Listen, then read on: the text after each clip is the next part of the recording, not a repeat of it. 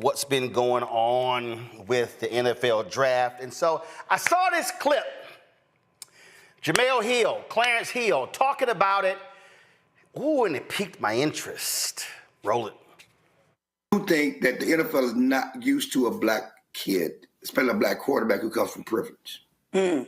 Who carries away with a certain confidence. Right. And so we're used to that with Johnny Manziel's and some other guys who are cocky and confident. But I think that they're not used to. And listen, I mean, we've been in sports all our life. They're used to black kids from single mothers who are happy to be in the league, who whatever else. And this kid does not have to. He didn't grow up hand to foot, hand to mouth, and he doesn't have to. Maybe he should have, and like I said, that's part of the thing, but he's going to carry himself a certain way, and I think that rubs some people wrong too. Yeah. Right, wrong, but all of course, he's a good kid. Yeah, No, like there is, I think if the worst thing you can say about him is that he's overconfident and cocky, I'll take that for anybody. Right. But the only reason I hear what you're saying, and I don't want people in the chat because they've been killing me because I said, like, I don't think this was really about racism. I think a lot of things. It's not about that, but I think the nuance of it, there's some of, I don't really know how to deal with this kid from privilege, black kid from privilege. The NFL is not used to black kids from privilege. All right. I want you to play that one more time. You think that the NFL is not used to a black kid, especially a black quarterback who comes from privilege. Okay. Who carries away with a certain confidence. Right. And so we're used to that with Johnny Manziel's and some other guys who are cocky and confident. But I think that they're not used to. And listen, I mean, we've been in sports all our life. They're used to black kids from single mothers who are happy to be in the league, who whatever else. And this kid does not have to. He didn't grow up hand to foot, hand to mouth, and he doesn't have to. Maybe he should have, and like I said, that's part of the thing, but he's going to carry himself a certain way, and I think that rubs some people wrong too. Yeah. Right, wrong, but all of course, he's a good kid. Yeah, like there is, I think if the worst thing you can say about him is that he's overconfident and cocky, I'll take that for anybody. Right. But the only reason I hear what you're saying, and I don't want people in the chat because they've been killing me because I said, like, I don't think this was really about racism. I think a lot of things. It's not about that, but I think the nuance of it, there's some of, I don't really know how to deal with this kid from privilege, black kid from privilege. The NFL is not used to black kids from privilege. NFL is not used to black kids from privilege. And so we've seen these stories in terms of how people have taken issue with Shedeur Sanders and how he presented himself and what he wore and all these different things like that. And when Jemele said, well, I don't think it's racist. See, I keep telling y'all, this is the greatest mistake that we keep doing. We go racist, and the response is not racist. We go, this is racist. Then the response is, no, it's not racist. So that then becomes a debate. Racist, not racist is a debate. But that's the wrong conversation. Because it's the stuff in between racist and non-racist. It's racial. Now, I know some of y'all right now looking at me, y'all listening, y'all like, ooh, I'm confused now. Now, Roland, you say it's not racist, but it's racial. Okay. So let's take Shedeur being cocky, being arrogant, being overconfident. I'm familiar with that because white folks been saying that to me my whole career. So let me give you a perfect example of what that looks like. Clarence used to work at the Fort Worth Star-Telegram. He came there on the tail end. Actually, Clarence was there after I left. And when I was there, my alpha brother, Roger B. Brown, God rest his soul, he was the only black male sports writer at the Fort Worth Star-Telegram. So the Fort Worth Star-Telegram was my second job out of college. Austin American Statesman was first.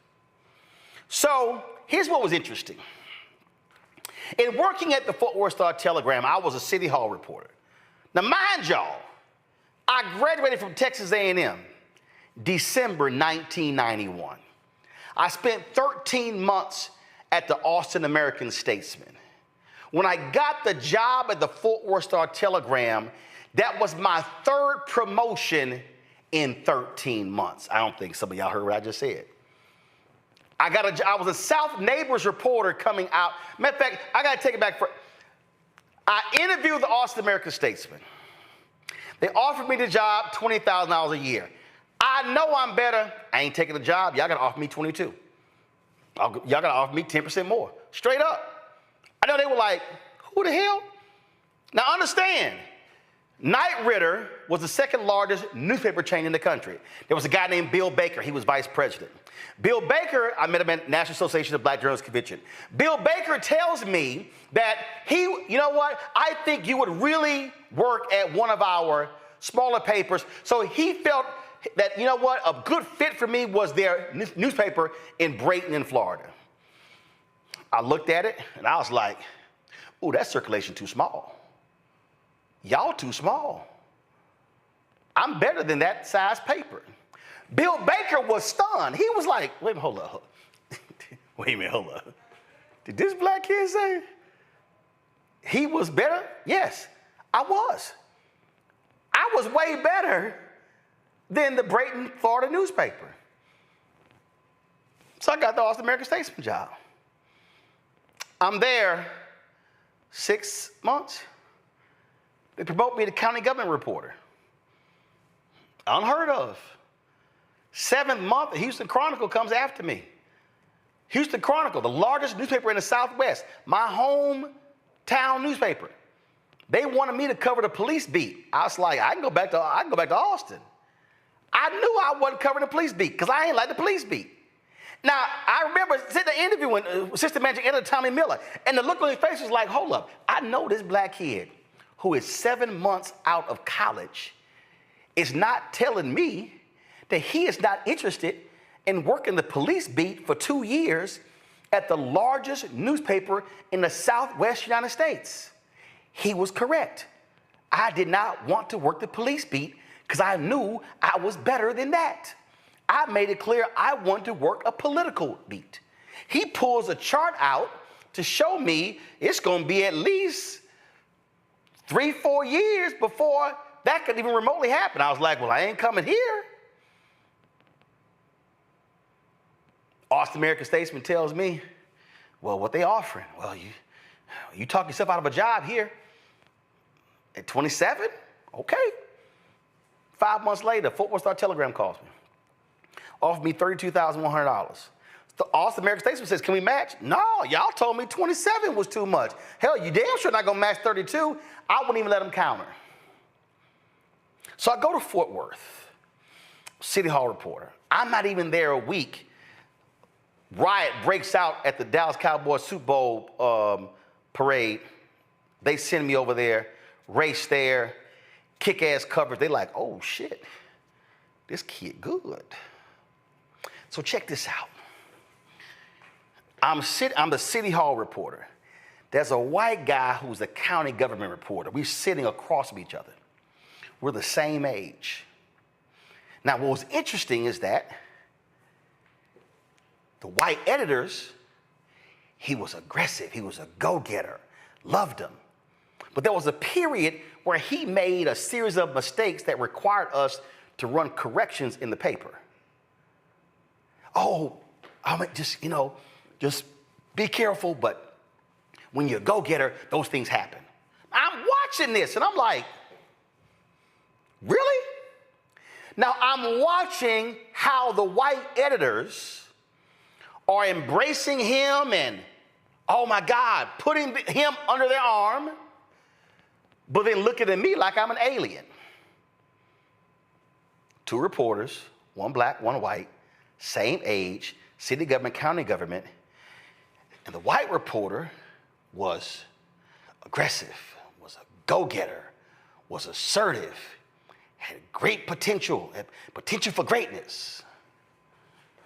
Black reporter, you arrogant, you cocky, you overconfident, you think highly of yourself. I'm commuting between Austin and Fort Worth. And that was a guy who I worked with at the Austin American-Statesman, legendary political reporter, who was married to the news director at the station where my then wife worked at. So he took it upon himself to say he was my mentor. I ain't asking him to be my mentor. I already had mentors, it wasn't him. So one of my trips back to Austin, I was commuting. He said, I want you to come by the house for dinner. So he made some soup or whatever. And we're sitting down talking, and he says, you know, I'm hearing things. What do you mean? Now, y'all, I'm only at the paper 3 or 4 months. You know, I'm hearing things. I'm hearing that you wear your ambition on your sleeve. I want y'all to listen to I need y'all to listen to the phrases. That you wear your ambition on your sleeve. That you're cocky. And I said, it's interesting. I hear that you say stuff like, you're gonna be a publisher one day. I said, well, actually, that's not me saying that. That's other staffers saying, we're gonna be working for you one day. I said, I'm sorry. Other folk are seeing this in me, so you want me to diminish.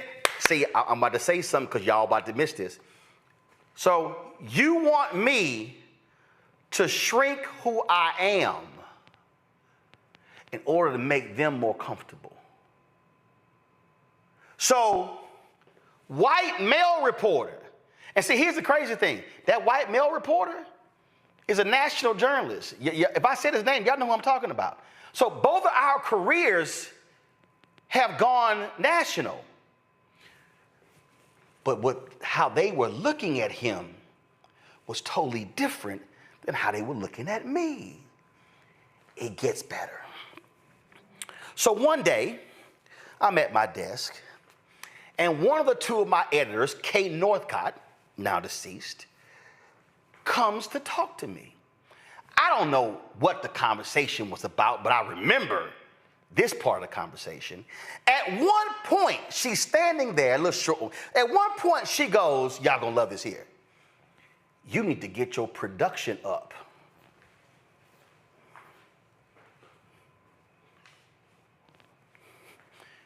I said, I was sitting right, I went, what did you just say?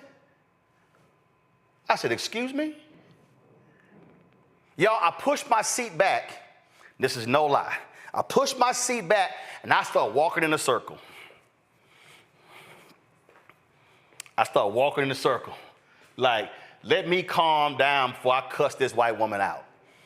And so she goes, let's take this into the office. And I said, oh yeah, I think you might want to take this into the office.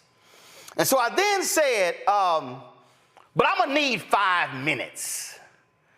So she goes into the office, and I gotta grab some papers. So she goes to the office, y'all, and I go to my computer, and I print something from my computer. So I walk back, so I go into the office. And she's sitting behind the desk, and I literally go, you may want to look at that before you start talking. So she grabs a sheet of paper, y'all. And then she's looking at it. And then she looks at me. And then she looks back at the paper. You know what she was looking at? I had kept the stats of how many days I worked a year, how many days I worked a month, how many days I worked a week, and what my weekly average was for the stories that I wrote and the stories that I contributed to for the present year. And then the second sheet was the comparison to the previous year. Y'all gonna love what she said to me. She said, well, we don't measure production by how many stories you write. I said, you don't measure production by how many stories I write? I said, oh, you talking the quality of the stories. Turn to page 3. She goes to page 3. I had broken down how many of my stories ran on the front page, how many of my stories ran on the Metro page, how many of my stories ran on the inside of the front section and on the inside of the B section. Now she's looking befuddled because, see, I've now just destroyed her entire argument. And I said, see, you might have a problem because if you now say my stories are not quality stories, you do know that you're one of my 2 editors. So that means that if the stories that on the front page or the Metro cover were not quality stories, you edited those stories. So that means that that's an indictment on you. Y'all, now her ass is busted. Now she froze. I said, so can we now dispense with this production stuff and get to the real issue? All y'all white editors had a meeting and my name came up. I said, oh, you didn't think I was aware of the conversation y'all had in the room? Yeah, one of the people who was in the room told me what y'all conversation was about. So do you now want to have the real conversation with me that you want to have? See, y'all, I was arrogant. I was confident. They didn't like how I walked into the room. Well, I'm sorry, if you got promoted 3 times in the first 13 months of your job, and if you started with an offer of $20,000 and then 2.5 years later you had $34,000, that's a significant jump in a 2.5-year career. See, y'all, they weren't racist, but they were racial. Because see, what they praised in the white staffer, they couldn't stand when it was this skin color. See, he was assertive, he was aggressive, he was a go-getter, but I was arrogant and cocky. 2 people, same paper, political beats, but they saw and they had a different perspective and a different standard for him than me. And see, what they could not stand was I did not walk into the room like this here. I didn't sneak into the room. They couldn't stand that when I walked into the room, I walked into the room. They couldn't stand that when I walked into the room, I said, I want better pay. I want better resources. They could not stand that how could this black man, I was the only black male reporter in the entire newsroom. What is it? Why is this Negro so confident? Because I went to Jack Yates High School, MAGA School of Communications, where I was voted the best student while I was there. And I killed it in radio, television, and newspaper. I had 30 awards in high school. And then I go to Texas A&M. I knew more than the seniors. Then I'm on the board of the National Association of Black Journalists. I worked in radio, in television, in newspaper. I did it all. I shot video. I was in front of the camera and behind the camera. Why was I moving the way I did? Because I was fucking good. And what a lot of white folks cannot stand, they can't stand a black man who not only is good, but knows he's good. And a black man who knows he's good, who knows he can outcompete everybody else, and they can't stand when you voice that. Because see, what they expect us to do this here. They expect us to, that's what they expect. See, y'all got to understand. One day, my grandfather, Clarence Lamont Sr., told me and my brother, he said, baby, y'all don't need to tell white folks yes, sir, no, sir. We were like, where this coming from? This was shortly before he died. He said, yes and no will suffice. He said, my whole life I had to tell white folks, yes, sir, no, sir. He said, baby, y'all don't need to do that. See,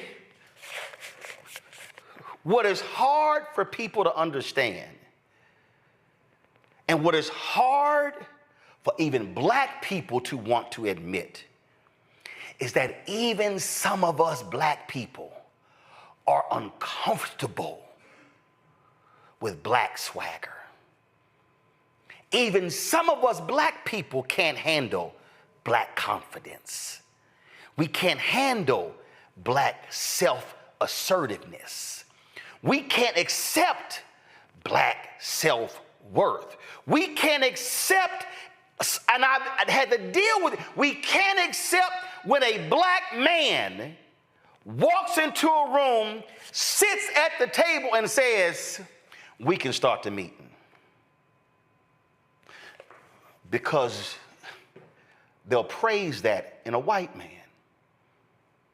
Please, by all means, tell me the difference between Baker Mayfield and Shedeur Sanders. Please tell me the difference when I see a lot. What is the difference when John Elway said, don't y'all draft me, if you draft me, I'm going to play baseball? What is the difference between Eli Manning standing there with his dad, Archie Manning, former NFL player, and Archie making it perfectly clear, we ain't going to the San Diego Chargers. And then when the Chargers drafted him, okay, fine, and Eli didn't even want to hold a jersey up as a number 1 pick, but he got traded.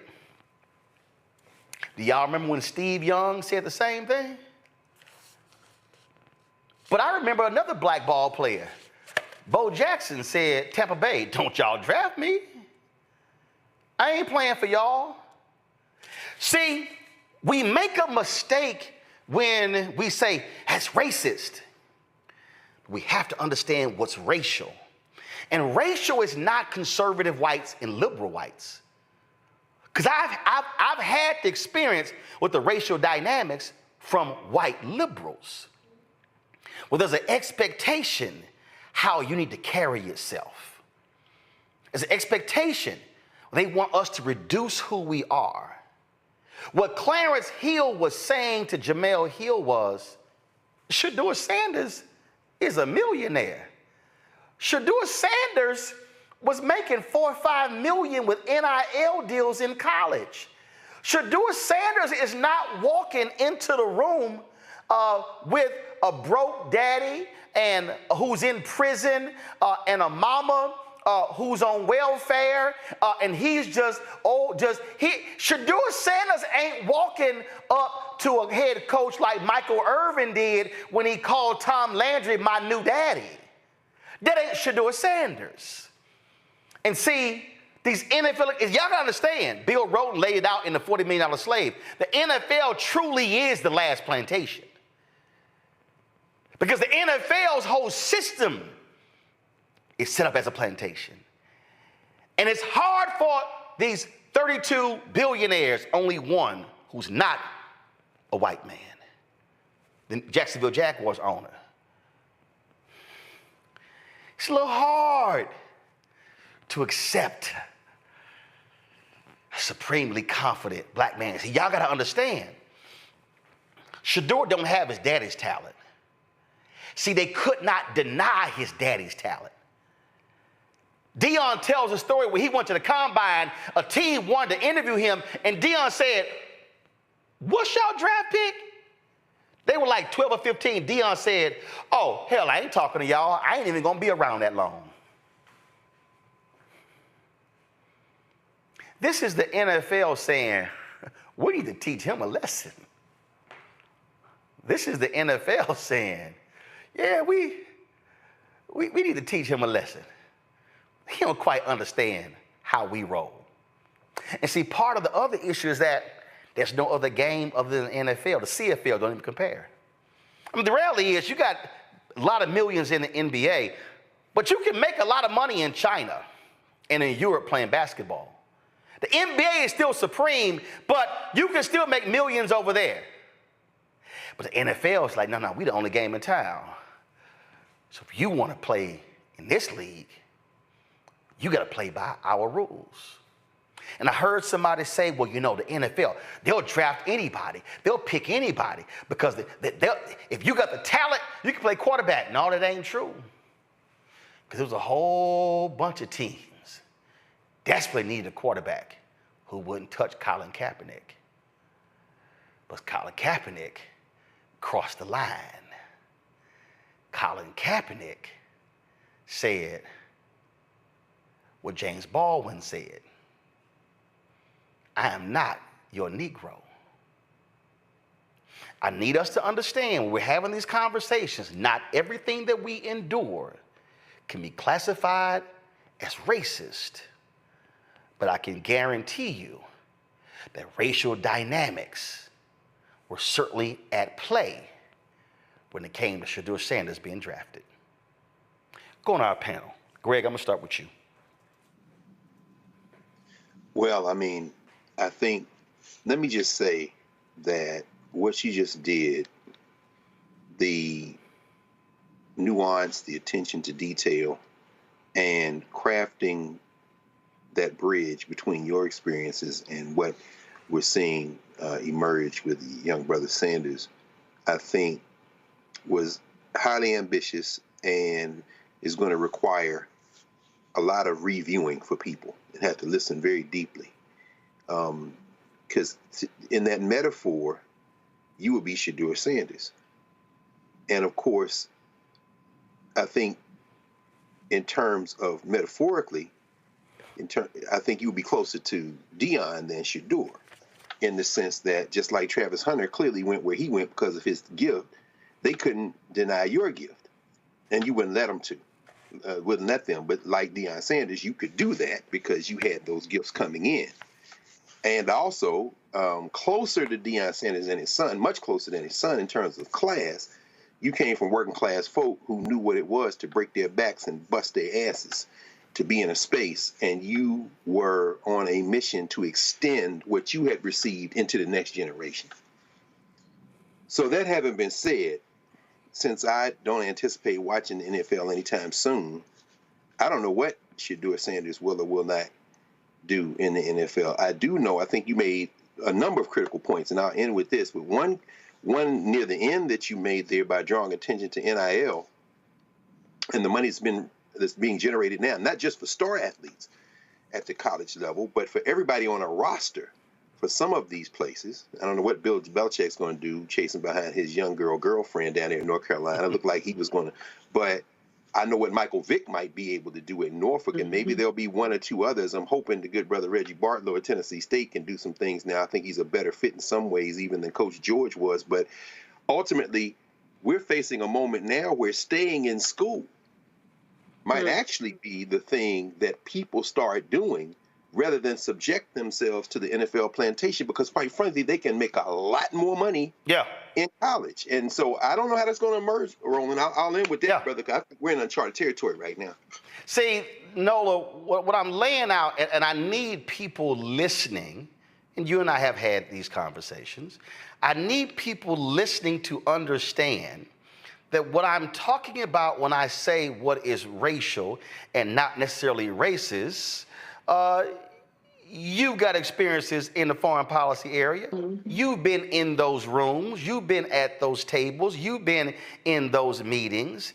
And folk don't understand it. They don't understand what it, and we know it when we see it. We can sit there and go, I see how you talking to him. I see how you talking to her. But when I say something, it's a whole different reaction, because they have these preconceived notions of how somebody black should talk. Listen, the reason we have the shirts when someone the shirts not somebody's black. Soledad, I think I got one around here. When somebody said, yeah, Roland's not the right kind of black. And it was a black woman who told her that. Oh, he not the right kind of black. So there are white folks who said the exact same thing. They won't say it directly, but they say it through their actions, Nola. Ooh, 1000%, honey. This conversation is so juicy. I have been following this story growing up in New Orleans, Louisiana, honey, bleed, ride, or die for the Saints. But since the thing with Kaepernick happened, I really haven't been that involved in football. But this situation just kind of like, I have just been obsessed with this story for all of the nuances that you illuminated. Because, you know, it's confidence, okay. Racialized, okay, but at the end of the day, it's about not being able to control that person, right? That person who swaggers in, who has the confidence, that helicopter parent that's gonna be all up in the business. Everywhere you go, that parent gonna go, because that sure was my daddy and for sure was my mama. And so, you know, in my own experience, coming from the community that I come from in New Orleans, people are often shocked that I'm not talking about an experience that was in the projects of New Orleans, which is fine, you know, or in some of the situations that, God bless them, that the rappers, you know, romanticize in their music. They are shocked to find that I come from a community that is about family and education. That I grew up on Xavier's campus, and I had been in every single STEM program since I was in the 5th grade because my daddy worked there, right? So when you are black and you show up black, but you have that confidence and you have that swag, you know, that offends people around the table because you were supposed to know your place, right? So how dare you not know your place? It always goes back to this concept of the uppity Negro. And I know that's very kind of dated language, but I think the thinking is the same. How dare you, black boy? How dare you, black girl, not know your place? Sit there and be quiet. We invited you here, but we don't want to hear from you. Right? We just want you here, you know, to say that you were here. So, you know, the Shedeur thing has been fascinating to see. And one of the things that was really interesting to me, once he did get picked and I read his message, it was humble, it was kind, and, you know, it made me wonder, to some level, did that work to a degree? You know, we'll see, you know, once football season comes around and who he will be, how he will integrate with the team. But his response to the team wasn't the guy who everyone was painting him out to be. So it'll be very interesting to see, to watch the story, to see how he evolves. But I say congratulations, young man, you know, do your thing. And for those black helicopter parents out there that are heavily involved in their kids' lives, it's going to make people uncomfortable because that's not what statistically what they say black parents do, right? Continue to support your children. Continue to be in those rooms to make sure that they are not being taken advantage of. Because I know when I was an actress, when I was a kid actress, they hated to see my mama coming, honey. But see, Zabor, the thing for me, and again, y'all know I had to find it. So, because this we did put it on the shirt. This was what this was. So if y'all want the shirt, it's on our website. Not the right kind of black. And I'm real proud being not the right kind of black. Because see, when I think about not the right kind of black, I think of Toussaint, freedom. And see, this right here, Zabora, is the hardest thing. See, what those cats don't realize is Shedeur is a free Negro. That part. The reality is, let's be real clear. Shedeur Sanders could have stayed for his senior year and made $4 to $6 million. Shedeur Sanders could bypass the NFL and go into business. I need people to understand, the owner of the Phoenix Suns is a former Michigan State basketball player who's now a billionaire. See, when you have options, see, Zabora, cats don't understand. I love it when the white boys see me in my Rockets or Texans or Astros or Texas A&M gear, and especially my A&M gear. Did you play football? No. Are you a parent? No. No. Well, what are you? A graduate. And but what really mess them up, Zabora, is when they go, did you play ball? I said, no. Mom and daddy told me I could become a millionaire using my brain and not my body. Then I pause. I let it sit there. And I go, and they were right. It works. Yep, I'm that kind of Negro. Yep, see that right there. That's me. I'm that arrogant, cocky, not the right kind of black, because I am not about to let you diminish me as if I only can get to where I am because I play ball. Go right ahead. I totally agree with everything you said. I think that being a Black person in the field working with deaf individuals, I see this all the time, right? I'm the only Black person that's going to come in and be an advocate. And when I look at individuals that are coming from U of H and Lamar and these Texas schools that provide services, or even up here in D.C. at Gallaudet, or seeing the deaf individuals at Howard, I am knowing that because it's only me, I got to be confident. I got to work hard. I have to be smarter. I was listening earlier, and he was talking about just that hole back in the employment world and everything that Trump is doing and how it's impacting. It's so much intersectionality when it comes to Black individuals and how we are experiencing, like you said, it's not racist, it's racial, it's microaggressions, it's micro insults. You know what I mean? It's micro intimidations. Like, they want us to not be confident in what we do, but no one does it like us. No one comes to the table like us. Don't nobody know with us. One thing that stood out to me when you was talking, you talked about not only being a journalist, but you talked about being behind the camera. You knew every part of it. I learned that first. If I don't work over here, I can work over there. You can't do nothing to me because I don't have to give you that kind of power. And I think us being mentors and being around other individuals of color in these spaces that don't have that many of us, we got to walk with confidence, because they got to see they don't have to take what we had to take. You can see somebody doing it, and this is how you do it. And we pass it back, we pass it forward. And that's what's important about everything you said. And see, I'm just going to remind some people.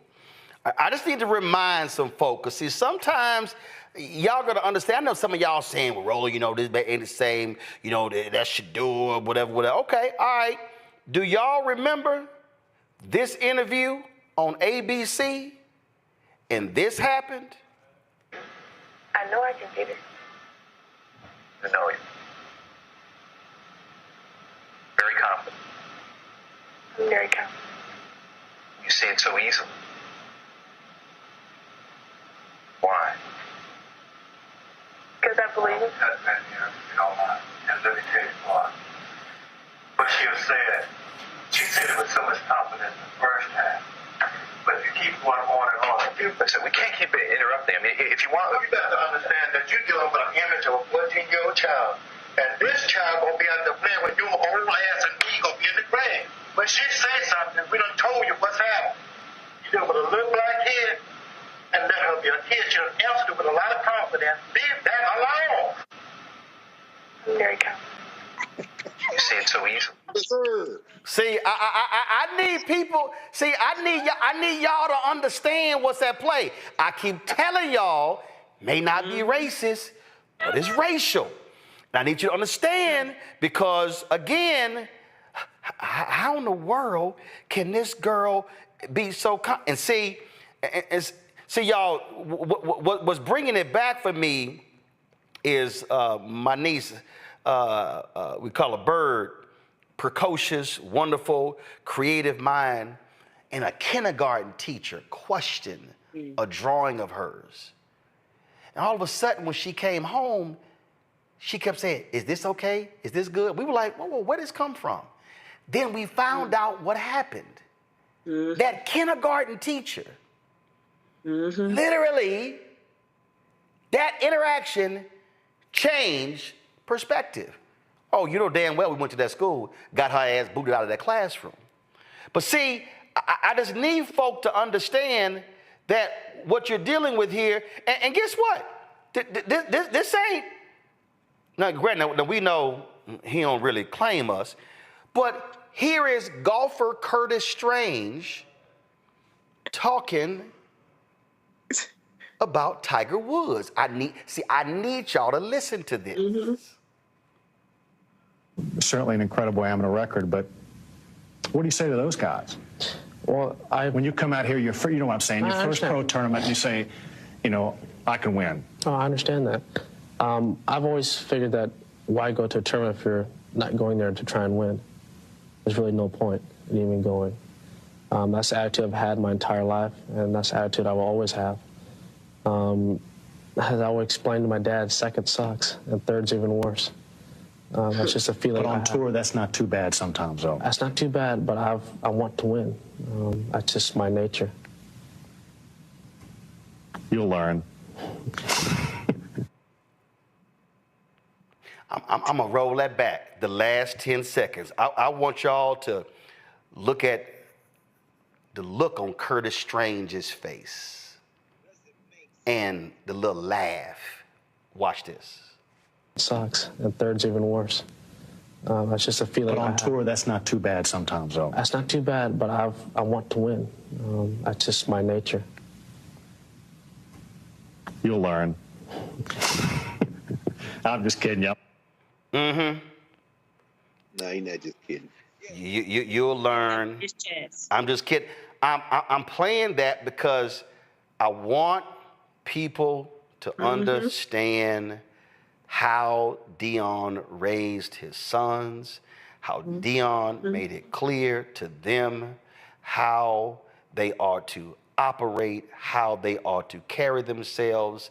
I just need y'all to understand what this thing is all about. And see, this is the piece that too many people keep missing. They keep missing. This thing goes beyond Shedeur Sanders. There are people who want to steal the confidence of black boys and girls. For sure. Joe Namath had a phrase. He said, "It ain't cocky if you can do it." That part. When Joe Namath said, "We gonna win the Super Bowl," you lost your damn mind. Then they won. He's locked in history forever because he called it. Babe Ruth pointing to the stands. I'm going yard. See, y'all gotta understand. Folk need to understand what we're dealing with. This thing is so much broader. What you're dealing with folk who are saying, I'm gonna need you to temper that. I'm gonna need you to diminish yourself to make us comfortable. Why can't you act like him? Because I ain't him. That part. Mom and daddy didn't raise me like him. And and this is where we get caught up in this humility stuff. we get, I need people to understand. I mean, why can't you be humble? It ain't cocky if you can do it. Why can't you diminish yourself? That's what they're saying. And the danger for us is for us to then turn to our young black boys and our black girls and tell them in the kindergarten, in the first grade, in the second grade, diminish yourself. It's a difference if you disrespect your opponent. It's a difference if you laugh in their face, if you stand over them and you taunt them.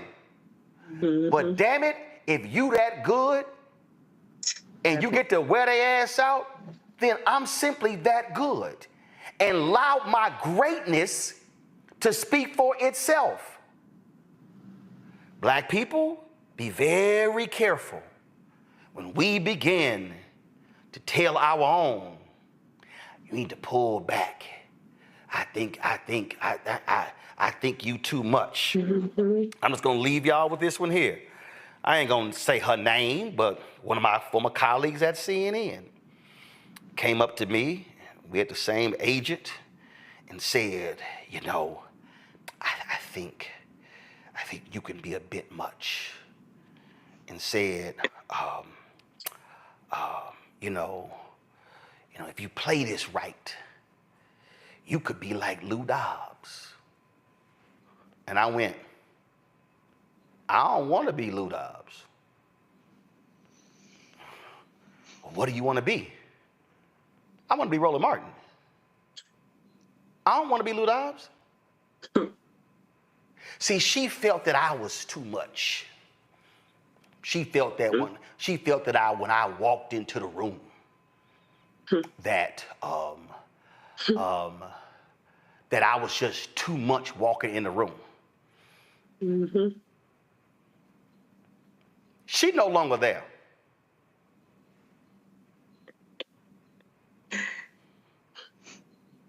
Lou Dobbs flamed out, acted a fool at CNN, had to sit here and go down. He looked like a shell of himself on Fox Business, lied about the election of 2020, and they summarily fired his ass. And when Lou Dobbs died, nobody gave a damn. Because the Lou Dobbs then was not the Lou Dobbs at the end. I'm trying to tell y'all, run your race. That part. Run your race. I don't worry about anybody else running. Somebody hit me, somebody said, somebody texted me, man, I wish you were on News Nation last night instead of Stephen A. Smith. I said, I don't want to be on News Nation. I said, I'm not begrudging Stephen A. being on that. I said, I have no desire to sit next to Bill O'Reilly. That part. Well, I don't want to. Can I ask you? Go ahead. Go ahead. Can we ask you about Stephen A? Only because I don't want to make this about him, but confidence is one thing. But when you are so thoroughly out of your lane and so thoroughly overboard, that and racists like Bill O'Reilly, of course, and Alex Chris Corn, one of the owners of New Nation, cultivate that confidence with the direct objective of creating a caricature of who our people are. I won't say Stephen A. Smith, although that's exactly who I'm talking about. But that type, how do we grapple with that? And this isn't a character. No, it's how you deal with anything. But I know when they put them there, it's not their confidence is being used against us. But it's not. But again, let's be real clear. A person could exhibit confidence, but it must be backed up with actions. Some competence. Yes, competence goes with confidence. That part. You can, again, if you don't know your stuff, being brash don't mean nothing because you got to back it up. That part. See, you know those Jubilee debates you see on YouTube? Where you debate 25 people? Yeah. Well, I'll be doing it next month. What? Oh, Jesus. What do you say? Don't call me. I'll be in LA next month. And I'm just letting y'all know. I'm going to sit down, and this is what I'm going to say. Bring your ass. Oh, that's gonna be a good one. Bring your I ass. can't wait to see that. I want a front row. See, again, when you bring the knowledge, when you bring the funk, that goes hand in hand with your confidence. That part. Dion, the Jerry curl, the jewelry, but he ran a 4.19. Yeah. You could be 8 yards ahead of Dion. Oh, he gonna catch up because he had closing speed. See, again, it's also work ethic. It's a lot of people with confidence who don't work, who don't study, who don't read. So they go into the debate winging it. Right. See, you got to also study. That's what cats don't understand. So when those white editors were calling me cocky, they were denying me working late. See, they called me cocky and arrogant. Well, when the new laptops came in that I pressured them to buy, I was the first one there saying, bring it here. Let me learn the system. So when Oklahoma City blew up, and I was one of the first folk they called to send there, we are sitting in the hotel room, and one of the laptops is not working. We could not send the story out because something was wrong with the modem, and the reporter starts freaking out. I said, chill, calm down, write your story on the laptop. What do you mean it can't send out? Boo, I brought a floppy disk. I was thinking ahead. And so we're sitting here. See, again, when you prepare, when you study, when you're ready for the moment, then you're ready to shine. That part. And that's the mistake. So Shedeur, most accurate pastor in the country, Johnny Unitas Award winner, all the accolades, everything y'all say y'all want, he got. But what's the problem? So this is what all I'm simply saying is, the folk who are watching and listening, when you put the work in, when you study, when you're at the top of your game, and you're willing to challenge anybody, and they call you everything in the world, but they praise folk with lesser talent, do you know anything about that?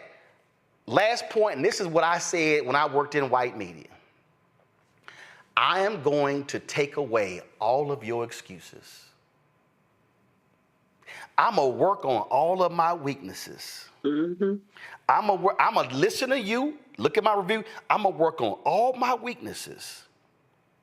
So when it comes down to the end, it ain't got nothing to do with skill set, talent, or knowledge. That's when we know it's racial. Hello, I'm Isaac Hayes III, founder and CEO of Fanbase. Listen to what I'm about to tell you. The window to invest in Fanbase is closing. We've raised over $10.6 million of our $17 million goal. That means there's room for less than 6,370 people to invest in Fanbase for the average amount. The minimum to invest in Fanbase right now is $399. That makes you an owner in Fanbase today. Go to startengine.com/fanbase to invest. Why? Because current social apps have taken advantage of users for far too long, with content suppression, shadow banning, harmful racist content, and no real tools for monetization and equity.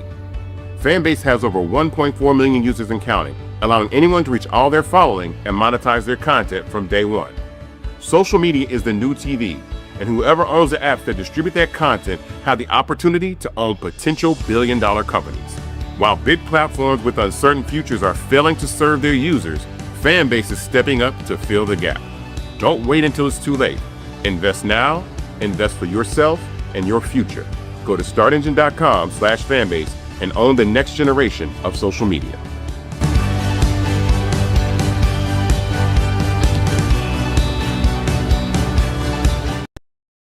I need people to understand the climate that we're living in. The climate that we're living in. We told y'all how this thing was going to be unfolding. We said it the last time this thug was in the Oval Office. Now what you're seeing is this thing now on steroids. You now are seeing not only cops unleashing, being emboldened. You're now seeing other folk emboldened. You are seeing the absolute craziness that takes place. You're seeing how these people are treated. Take the case of this Shiloh Hendricks, okay? Shiloh Hendricks.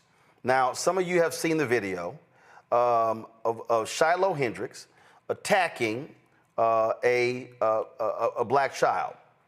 Caught on video, having no problem at all being absolutely racist in these attacks on a playground. Let me show you this video. I know a lot of y'all have seen it, but I want you to understand how the racists are just jumping out of the woodworks. Watch this. Did you call the word? It is not business. You call him a. Okay, why don't you have the boss to say it right now again? Fuck you, Nick. All right, that's what you say. You're more digging through people's shit, you dumb fuck. Nobody digging through your shit. A little fucking kid just did, you dumbass. That little kid, you call him a little child? What if he acts like one? He's gonna. Are you about to hit him? You chase him here? He took my son's stuff. So that gives you the right to call the child 5-year-old the N-word. If that's what he's gonna act That's what you're gonna call him. That's what he's gonna act like. You know, that's a hate speech. And you can be recorded for that. I don't give a shit. Fuck off. Okay, we'll see about that, what the internet has to say about you. The guy who's shooting that says, we'll see about that, what the internet has to say. Now, this wasn't the only video. That was a different video. Okay, so watch this one here. Call him a child? Did you call the child the word? Yeah, spoiler alert. While I censor it, she uses. Now, again, this of course is, you see this gentleman, he does a lot of these videos breaking these things down. Now, she is attacking a kid while she's carrying a kid. But I want y'all to understand what's going on in terms of how the racists are just so excited by this. Then you have, again, the racists like Matt Walsh, of course, of the Daily Wire, and he's an absolutely white supremacist. He has no problem supporting racists. So listen to what he talked about. It is, in the end, a net positive that this woman has raised $500,000. I'm glad she has. I hope she raises $1 million. I will not be joining with some of my conservative friends in wagging my finger at her donor. And I'll explain why. First of all, she does have a legitimate need for the money. The mob is truly trying to get her killed. I don't believe that a woman should have her life threatened saying a word, even a bad one. And you could say freedom of speech, but not freedom from consequences for your speech, all you want. But if losing your livelihood and having your house burned down is a consequence of your speech, then you do not have free speech. Supporting free speech means supporting someone's ability to speak without having their family murdered for it. Okay? I mean, that should be pretty obvious. Second, more importantly, and the part that I really need everyone to stop and think about. This is the most devastating attack on cancel culture that we have seen, possibly ever. Shiloh Hendricks has, without really trying, effectively ended cancel culture. As Mark Dice said in his video about the incident, Shiloh is the final boss of cancel culture, or maybe rather the final boss that cancel culture has to fight. And I think that's right. Here's what we have to understand on the Congo. These racists love this because they're like, oh yeah, we're winning. We now get to call you, we get to call you the N-word. We get to call you any of these things. And you know what? We're going to stand up and support our fellow bigots. We're going to come to their aid. We are going to do whatever is necessary to support them, to back them up. And the number is, somebody put right here. Someone said, this tweet is Shiloh Hendrix doubles down after winning the racist lottery. Okay? And then you see right here where she she ain't got no problem with her post at Anglo-Saxon girl using the N-word. And look at this here. Help me protect my family. My name is Shiloh, and I love this here. I have been put in a very dire situation. I recently had a kid steal from my 18-month-old son's diaper bag at a park. I called the kid out for what he was. That's the N-word. Another man who we recently found out has had a history with law enforcement proceeded to record and follow me to my car. He then posted these videos online, which has caused my family and myself great turmoil. My social security number has been leaked. My address and phone number have been given out freely. My family members are being attacked. My eldest child may not be going back to school. Even where I exercise has been exposed. Now, in this post here, you see, and this is supposedly a Christian platform. The goal is to raise $1 million. It's at $334,000. My understanding, it's exceeded $700,000. So the racists and the bigots are saying, oh, no. We've got to protect this fellow racist. We've got to protect this bigot. We've got to have this bigot's back. So by God, we're going to make as much, we're going to sit here and raise as much money as we can. They're on this platform called Give, Send, Go. That's where they've been raising the money. And give me 1 second, because I want to pull this up. So folk can understand how these racists are doing. And again, they're being aided by conservative media. Conservative media is loving it. Now, here's what's crazy. If you go on here, you type her name in, you literally see legal, emergency, family, medical, emergency. You see all of these, efforts to raise money for Shiloh Hendrix. Now, the question is, what's legitimate?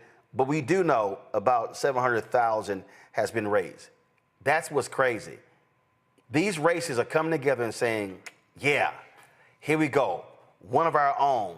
That's right. That bigot used the N-word. We got her back 100%. Yeah, and I'm so glad you brought up the GoSendMe platform, because other platforms have no problems canceling donations and returning the money when something is found to be controversial. And I'd be very surprised to see what would happen on this website if somebody put up something that was deemed anti-Semitic. Would they cancel that? I'm very skeptical as it relates to that as well. So the hypocrisy is real, because they basically said, we don't, make judgments and so on and so forth. I would like to know where the caretakers of this child are, and if they're filing any lawsuits relating to child endangerment or something, because they're going to need to have some money raised for them as well. This was the same situation we saw with Daniel Penny in New York, and that whole situation. And now he's working for a Trump billionaire. This idea of just what did Dr. King say? You can't legislate morality, but you can regulate behavior. This idea that this behavior is just going to be allowed and be platformed and people are going to be able to make money off of it. She's probably a future Fox contributor. This goes right in line with how you came back from the break in terms of talking about the police officer. White supremacy is being platformed in every way, shape, and form. And I am not I don't even know. I haven't followed this enough to know if all of those things she's talked about are actually happening. Right. The only thing missing from her was the white tears, right? Oh, no. First of all, look, you got them. This is the actual, they've raised $677,258. 25,413 people have donated.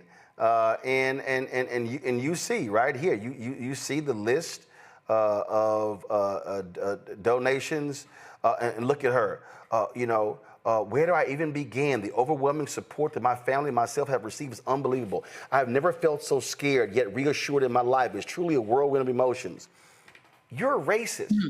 This woman is no different than the White Citizens Council. She's no different than the hooded Klan folks. Oh, so you're now scared to death because somebody exposed your racism and your bigotry, and now you're mad that, oh my God, I'm being attacked. But you had no problem attacking the young boy with the N-word. But this is what Donald Trump has unleashed in America. That's right. Julianne, go ahead. Without question, but this is what he said he was going to do. This is what he did last time around. This is what he did when he forced Mayor Bowser to paper over the Black Lives Matter sign. This is who he is. And all these used to be closet racists have been given permission to behave like the jackasses, excuse my language, that they are. He's given them permission to do it. And basically, they have gone wild, gone amok. One of the things I think you said earlier, or someone did, she's holding a child in her hands, in her arms, and attacking a child. What is she teaching the child that she's holding in her arms? He is going to be the third or fourth or fifth or sixth generation of racists because she showed him what is acceptable. He's going to go to the playground and call a little boy who beats him at a game, the N-word. He's going to, we can't say what all he's going to do, but he has the worst kind of role modeling. And quite frankly, the Child Protective Services needs to come and get her child because she's unfit to raise a child. And that's what needs to happen. We have to fight back. Now, this is one case out of, I don't know how many, but this is startling, and it's startling. It makes you want to lay hands on somebody. Where you say she was again? What her address? First of all, there's an open case. There's an open case in Rochester, Minnesota, where this took place. And here's, now remember, you have two things going on here on Mekongo. You've got the story out of Texas that we've covered as well, where Austin Metcalf, the white kid, was killed, and the black kid was charged, both are students. But what's interesting here is there's this one person who goes by BIPOC something. This is literally what his tweet was. It's official. We won. So here's what they did.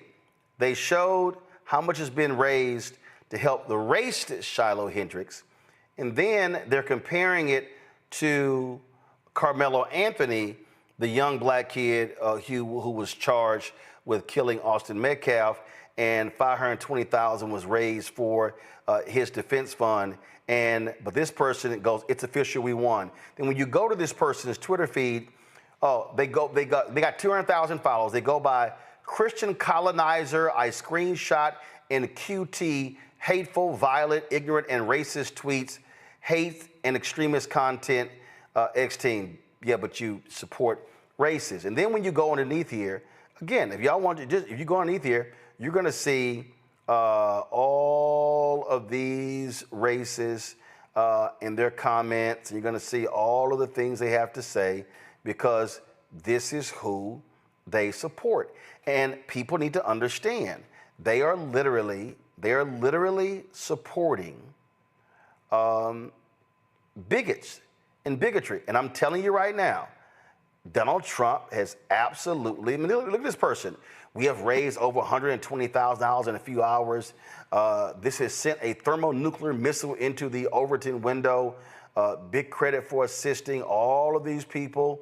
Again, going by independent journalists, this is who they are. They are openly supporting bigotry, and they got no problem doing so because they know one of their own is sitting in the Oval Office. Their own is at the Department of Justice. It's in every facet of government. They've got Stephen Miller. It can go on and on and on. Racist, white supremacists, white nationalists are in control of the federal government. Omekongo, and then Julian. Period, bottom line. Period, bottom line. You brought up Carmelo Anthony. Last time I checked, it was his family that had to move because of threats that they were getting. And, you know, we see stories like this across the country where Black families get attacked in some way, either physically or on social media. We are not the ones threatening to burn people's houses down. We are not the ones doxing people and having people do SWAT activities on people's homes. We are not the ones who were doing that. And so this whole story actually makes me more concerned for that child and his family and what's going to happen to them. Someone's going to put their information out there as well. And that's why these stories are important to get out there so people know that we have to protect them. We are the only ones who are going to be able to protect ourselves because we are dealing with a racist government. We're dealing with a racist president who, as you said, at least 6 times today already unleashed these people on us. They want the violence, they want the hate, they want the smoke. The fact that you're going to compare someone on a murder trial to a racist lady, you know, calling a child this is barbaric and disrespectful. I had a kid in my class who said that my class taught him that he was a racist because he was thinking about all of his experiences growing up. And he said when he was 5 years old, he remembers watching TV with his uncle and his uncle said, you see that person on TV? That's an N-word. Like he was getting that so young. And for people who thought that we've come so far and these new generations are so open-minded and so on and so forth, more of these young guys are MAGA, more of these young guys are racist, and more of these folks have no problem openly putting it out there and making money off it. And these companies are out there supporting it. I don't think she's lost a job. I don't think her kids have any problems going to school. And this is part of the problem as well. Julian?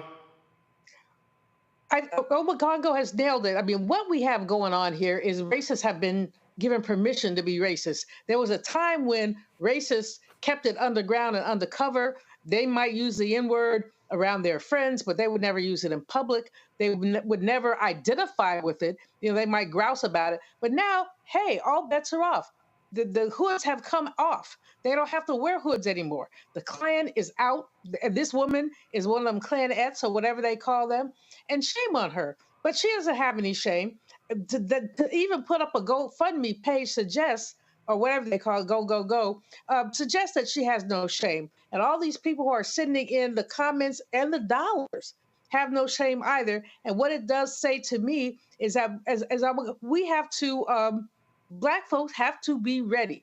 You know, if we must die, let it not be like hogs, said Claude McKay, hunted and penned to this inglorious spot. That is where we are, hunted and penned. But he concluded his poem, If We Must Die, and said, pressed to the wall, dying, but fighting back. We must always fight back. This woman, I can't even tell you what all these happened to her.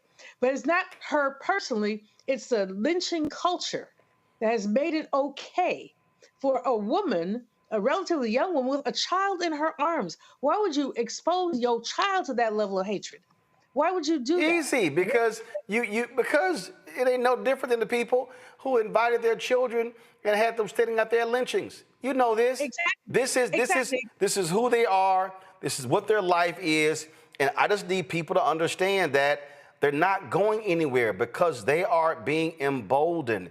They're being emboldened by the person sitting in the Oval Office. Hello, I'm Isaac Hayes III, founder and CEO of Fanbase. Listen to what I'm about to tell you. The window to invest in Fanbase is closing. We've raised over $10.6 million of our $17 million goal. That means there's room for less than 6,370 people to invest in Fanbase for the average amount. The minimum to invest in Fanbase right now is $399. That makes you an owner in Fanbase today. Go to startengine.com/fanbase to invest. Why? Because current social apps have taken advantage of users for far too long, with content suppression, shadow banning, harmful racist content, and no real tools for monetization and equity. Fanbase has over 1.4 million users and counting, allowing anyone to reach all their following and monetize their content from day one. Social media is the new TV, and whoever owns the apps that distribute that content have the opportunity to own potential billion-dollar companies. While big platforms with uncertain futures are failing to serve their users, Fanbase is stepping up to fill the gap. Don't wait until it's too late. Invest now, invest for yourself and your future. Go to startengine.com/fanbase and own the next generation of social media.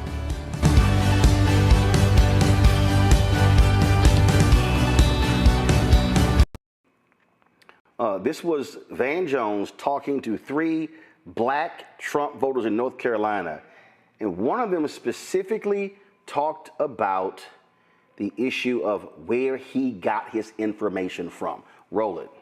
You do well. And here we are in South Carolina with 3 Trump voters. You weren't always a Republican. No. Actually, I come from a family that was like super Democratic. My first time voting, I voted Democrat. I voted for Joe Biden. What about Trump appealed to you? Am I allowed to cuss? Yeah, you can go. I mean, part of it is he's an asshole. I like authenticity. You voted for Obama then you voted for Hillary Clinton in 2016, but 2020 you voted for Donald Trump. What made the change? I began listening to someone, her name is Candace Owens, and I read her book, and it just opened my eyes to maybe he's not this person that I have been led to believe that he was. So you voted against Trump in 2016, yes, but then in 2020 you voted for him? Absolutely. Why?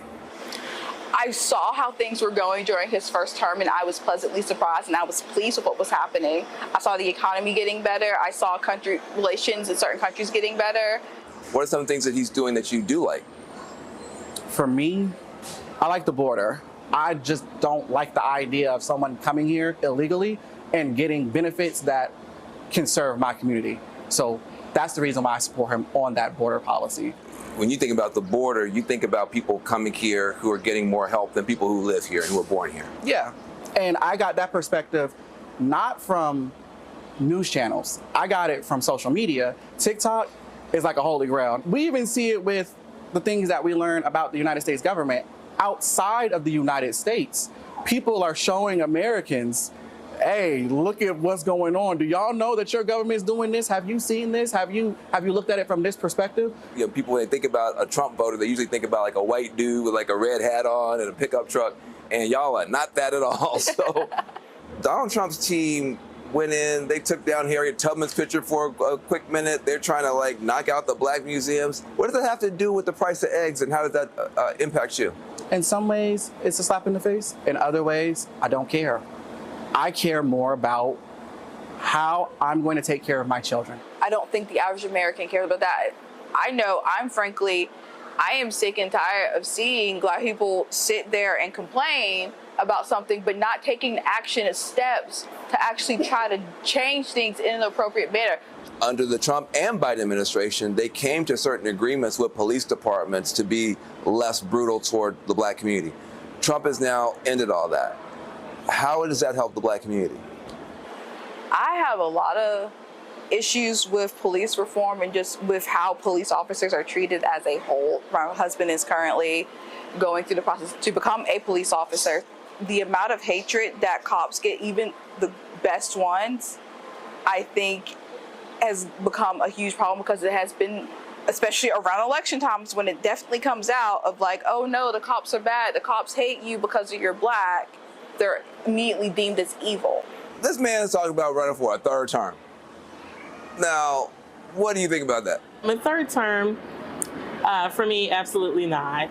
I think it's at the end of these 4 years, it's time to move on. This is a prime example of him trolling people, because people have said, they're like, oh, if he gets in the office, he's gonna be a dictator. He's gonna try to run for a 3rd term. So he's like, okay, y'all think I'm gonna do that? I'm gonna mess with y'all and say this to take y'all out. I thought you loved this man because he's so authentic and he's such a truth teller. But you need to know the difference between somebody trolling somebody, and this is a prime example of him being a troll. If you had to do it all over again, would you vote for Donald Trump again, yes or no? Yes, I would. Now, in the future, I am not a diehard Democrat or diehard Republican. If there were a Democratic candidate who was more aligned for me, then I would vote Democrat. If you go back in time, would you vote for Donald Trump, yes or no? Yes. I think I might know the answer on this next one. She said yes.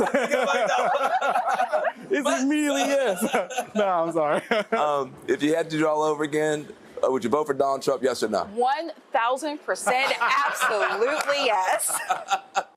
John, those are 3 of the dumbest people I've ever seen in my life.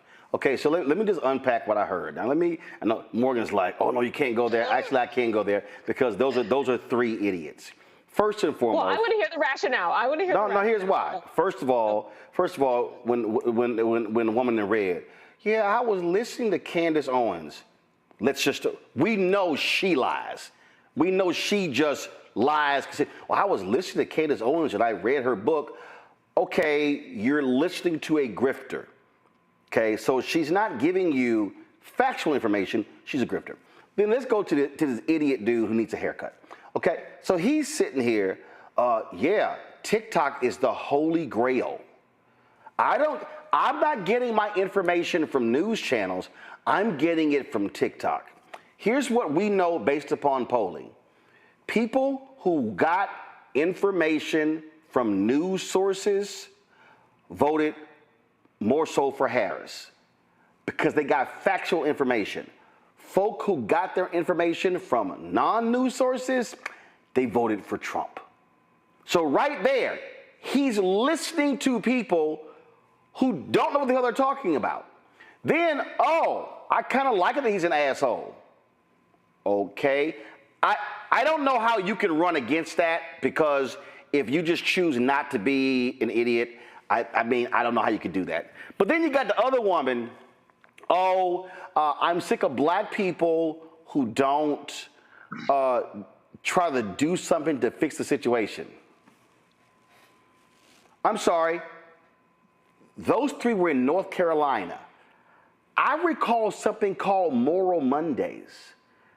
The environmental justice movement began in that state.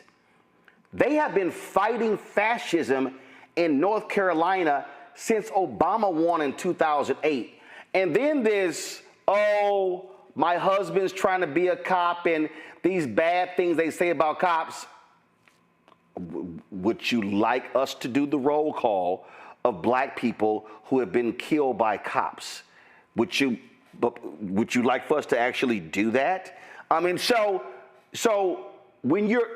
people like that, I mean, to be perfectly honest, there are some black people who I think are so delusional and so out to lunch, you're not going to reach them. I don't believe that that's who you should be going after, not those three. You're not going after them, okay? Because if you're so willing to believe lies, and then you promote the lie that you heard, and it's not even remotely factual, then how in the hell do you counter that level of stupidity? So I can comment on this. From working on campaigns, we have a universe of voters we call persuadables. And a previous comment stated that there are some things that Democrats, liberals need to improve on. And Roland, you touched on it. Informed people voted for Kamala Harris. But here's the problem here. The majority of Americans are still not college educated, and Democrats slipped with every non-college educated demographic. Even with Black Americans, that was Trump's strongest group of Black Americans were Black people without a college degree. And so I think that part of putting out misinformation is being able to message people who might not be as educated as us, who might not understand things as easily as we do. We've got to learn how to break it down Barney style, as we used to put it in the military. We have got to explain things to the hood, explain things to the holler, explain things to people who might not get it and don't easily get it. That is going to be the key to saving democracy, because in 2024, it's a fact. No after action report shows us doing well with people without college degrees, and we've got to figure out a way to stop them from falling into the misinformation rabbit hole. We got to stop these Gen Z men. One of those guys was a Gen Z man. We got to stop these Gen Z men from falling into the misinformation rabbit hole. But I think this is also where, Morgan, when you start breaking down, I mean, you look at the pathetic PAC, Future Forward PAC. 70% of their money was spent on linear television. That was just stupid. What people need to understand is we are now living in a social/digital first world. We are, okay? The world of Time, Newsweek, cable networks, broadcast networks, they do not, on a daily basis, on a 12-hour block basis, a 4-hour block, an hour, a 30-minute, by a minute-by-minute basis, they do not really speak to the hearts and minds.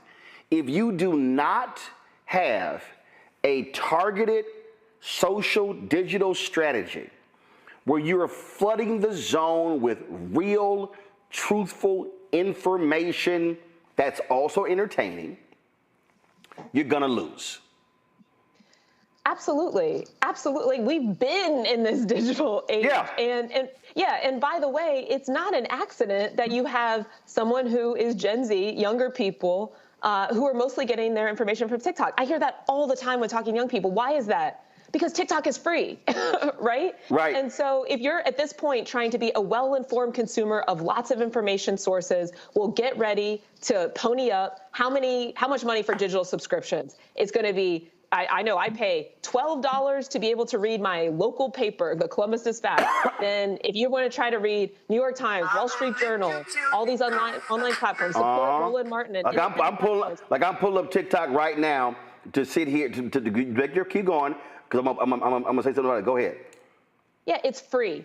And so absolutely agree with what you were just saying, that this is where the people are at. This is where they're going to be. This is where people who have maybe less money are going to be at. But this is also just where younger people want to be at because they like consuming information like this online.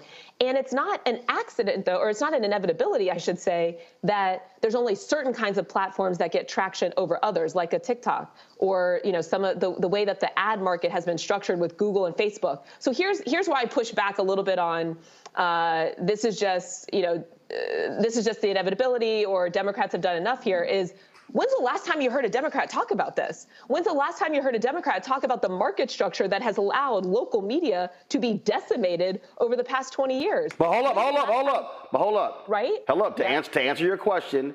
Okay. To answer your question, and this is why it goes to what you just saw. From 2016. So if you go from Trump winning in 2016 to present day, how many times have we been inundated with, let's go to a diner? What are the Trump people thinking? To your point, even mainstream media, they ain't talking to Democrats. They're not talking to progressives. They're not saying, hey, how do you feel about what's happening right now? Everything, and again, this is where we have all of these media people, all of these media folk, they are centering Trump, and it's by design. And it's it's like they're really concerned, and it's because we had 6 years of economic anxiety, and I was like, that was bullshit. So what we have to also just recognize is what is also being fed to people. What's being fed? We talk about Trump and the administration on this show every day, but we're telling people what they're doing. I'm not interested in all, like, you heard that woman sit there and go, he's just trolling people about a third term. No, he's not. Well, yeah, that's the one thing I very strongly disagree with. See, but here's the thing, Morgan, but this is my point, though. The problem is, every time Trump said some crazy shit, people went, oh, he's not serious. Oh, okay, I know he says he's gonna be a dictator. He's not being serious. So we are now back to 2011 of playing footsie and playing games with this guy. I'm telling you, I was at CNN. And I remember one day I was on, and Heidi Phillips was the anchor, and I said, anytime Donald Trump comes on CNN, we should have a crawl at the bottom that says, this is for entertainment purposes only. This is no lie. I get an email from Ken Jouts the executive vice president at CNN, who tells me, do not criticize Donald Trump coming on our air. That night, I think Obama gave some speech, something economic speech, and Piers Morgan had Trump on his show for the whole hour, offering commentary on economics and world affairs and everything along those lines. And I remember saying, man, fuck Ken. I was like, why the hell is this dumbass on CNN? I mean, I just started tweeting. I didn't give a damn. I'm like, whatever the hell. But this is what happens. So when folk just dismiss his crazy, but his crazy then shows up as policy, then it's like, oh, I didn't think he was being serious. We told you he was being serious. And so this is why, and then people say, I remember early on, well, you know, we can't get upset with every little thing he's doing. I'm going, if you give this thug an inch, he's going to take 100 miles. And so I just think Democrats and progressives are still in this, well, what do we do? This is where you go, you throw everything. You hit them with everything. You are in media constantly. You make it this is warfare. This is information warfare. You do battle 7 days a week. You don't take a day off. That has to be their posture. Otherwise, oh, we don't see y'all saying or doing anything, so I guess what he's doing is okay. But I do want to come back. I agree with that, Roland. Hold up, Morgan, go ahead. Okay, just to finish the thought, I do agree with all of that. As we've discussed, all of the constitutional violations, the complete destruction, the infrastructure of government is a huge problem and needs to be called out every single second. I think my point and what the clip was just showing us from those interviews is, but doing that alone is unlikely to be enough if the goal is to get a different kind of president in 4 years. How do we know? Because these people are saying they are not persuaded by that. And these are people that are saying they would vote in different ways. And I want to come back to especially what that guy said about how are my kids' lives improving? So in addition to the critique of all of the bad things that are happening, and this has to be the learning from 2016 over the past 8-9 years now, is what are we filling the void with? What are we saying that we Democrats, right? Okay, right? What's the vision? What's the plan? And if there's not as much time spent on that, then we are very likely to continue repeating the exact same pattern and lose. Well, I don't know who's going. Zachary or John? One of y'all want to say something? Go ahead. I just wanted to add in, Roland. When you said that the Americans are sitting here saying what's not going to happen, or he's just joking, or it's in jest, he's trolling. You know who believed him and took him at his word? Canada. We're sitting here in America when this man talks about annexing Canada, taking over Canada, invading our neighbor to the north. We're sitting here making jokes about it, talking about red, white, and blue land for Greenland, making jokes and laughing at it, where the Canadians sat down and we completely shifted the outcomes of their most recent election to where now they have a liberal prime minister and a liberal government put in place. They took the threat of Donald Trump seriously, and we haven't done that. And when we talk about looking at these people that we just saw, that proves and highlights exactly what you just said about the media. CNN didn't come to find people from the Black Star Network for Roland Martin Unfiltered. They didn't get your viewers. They didn't go to the people when they want to talk to Black America who are really ingrained in a part of the work of Black America. They went and found people that are listening to Candace Owens. These are not lowly educated voters. These are high bullshit voters. That's what they're consuming, bullshit from Candace Owens. And that's who they platformed. CNN is the problem when it came to that right there. CNN is a problem. Yeah, I mean, John, go ahead. CNN is just trying to be the grown-up version of Fox News. They're like, well, you can't say it that way. We're going to present it in a more professional manner. But they do a good job of spreading misinformation by having complete bullshit on and calling it fair and balanced. So, and then they'll get mad when a Roland Martin wants to tell the truth.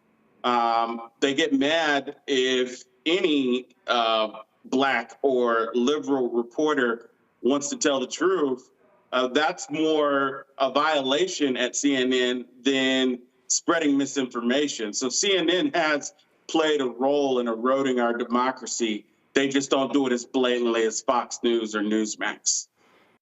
Hello, I'm Isaac Hayes III, founder and CEO of Fanbase. Listen to what I'm about to tell you. The window to invest in Fanbase is closing. We've raised over $10.6 million of our $17 million goal. That means there's room for less than 6,370 people to invest in Fanbase for the average amount. The minimum to invest in Fanbase right now is $399. That makes you an owner in Fanbase today. Go to startengine.com/fanbase to invest. Why? Because current social apps have taken advantage of users for far too long, with content suppression, shadow banning, harmful racist content, and no real tools for monetization and equity. Fanbase has over 1.4 million users and counting, allowing anyone to reach all their following and monetize their content from day one. Social media is the new TV, and whoever owns the apps that distribute that content have the opportunity to own potential billion-dollar companies. While big platforms with uncertain futures are failing to serve their users, Fanbase is stepping up to fill the gap. Don't wait until it's too late. Invest now, invest for yourself and your future. Go to startengine.com/fanbase and own the next generation of social media.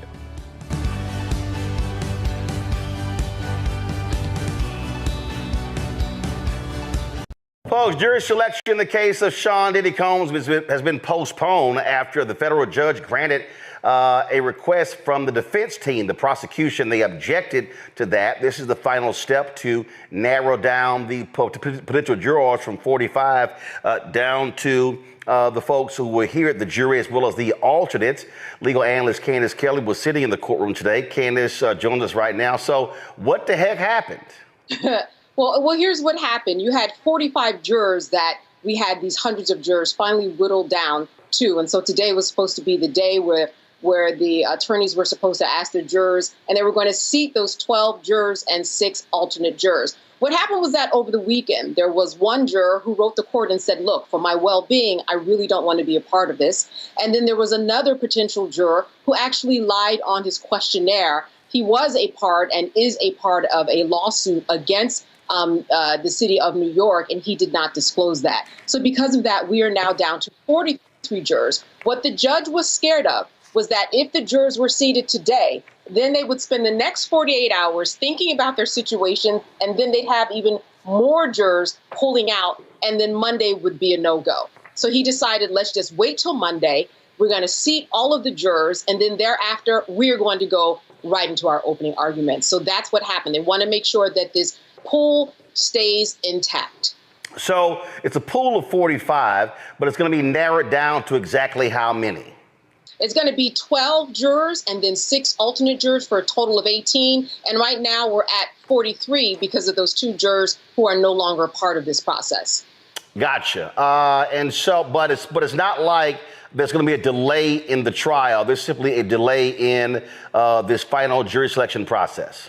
Exactly. And it really is a part of strategy in order to make sure that everybody stays intact. Because at that point, if today they decided, hey, all right, we've selected our 12 jurors and our 6 alternate, and then out of those 12 or those 6, you had more people pull out, well, then we're back at the beginning again. And he did not want that to happen. He knows how fraught this case is. He knows how worried people are about not only their livelihoods, but their potential safety, you know, what people think of the case. People are crazy out there. Will they say or do anything to jurors? There's a lot to think about. And if you're allowed 48 hours this weekend to think about that, you might potentially pull out for all of the media coverage and everything in and around this case. So that's where we are now. But, you know, one of the key things today was another argument that was made, and that had to do with Cassie and coercive force. And this was very important because we got a chance to see the strategy of the defense. Here's what we learned. We learned that the defense is going to say that Cassie herself, not only was she in an abusive domestic violent relationship, but she herself was violent. And therefore, for her to be coerced into a certain situation that they are saying Diddy did, she couldn't have been coerced because she's a fighter herself. She's abusive herself. And because that's the way they interacted, the defense is saying, Sean thought that that just carried over into other parts of their lives. So you have to have this prerequisite of the coercion in order to get to the sex trafficking, which is why this coercion part is very important. Was she coerced or not? Is she this violent fighter that they seem to be going in? Well, that will be in the direction then that's going to be up to the jury to decide. But there definitely is a part of their plan to say she herself was an abusive partner. What about this missing key witness? Yeah, the missing key witness is important because as we go into opening arguments, we know that the prosecution and the defense, they lay out their roadmap as to what witnesses are going to hear, what their arguments are going to be, what evidence is going to prove their case. So we have this one witness, this victim that has gone missing in a sense. And they've been trying, the defense, the prosecution team has been trying to reach her attorney, and they say that there are personal issues going on, and therefore she may not be able to be a part of this case. And this is important, and I think important for the prosecution. This is a win for them that at least they know beforehand she's not going to be there. Because the one thing you don't want to do, Roland, is promise the jurors that they're going to hear from a witness, then all of a sudden that witness doesn't appear. It's kind of suspect, and there certainly will be talk about that in the deliberation room. So I'm sure that they're glad to get that out of the way. And listen, the door is open. Anything could happen over the weekend. That's what's really important about this case.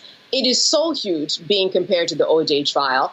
It is something with so many eyes on it, tens of millions of dollars being spent, 8 weeks of time, over 100 witnesses. Listen, this was narrowed down from 600-700 people in terms of a pool of jurors down to the 43 that we are at now. This is a huge deal, and I would say that that door is open for even more things to potentially change before we hear from opening arguments on Monday.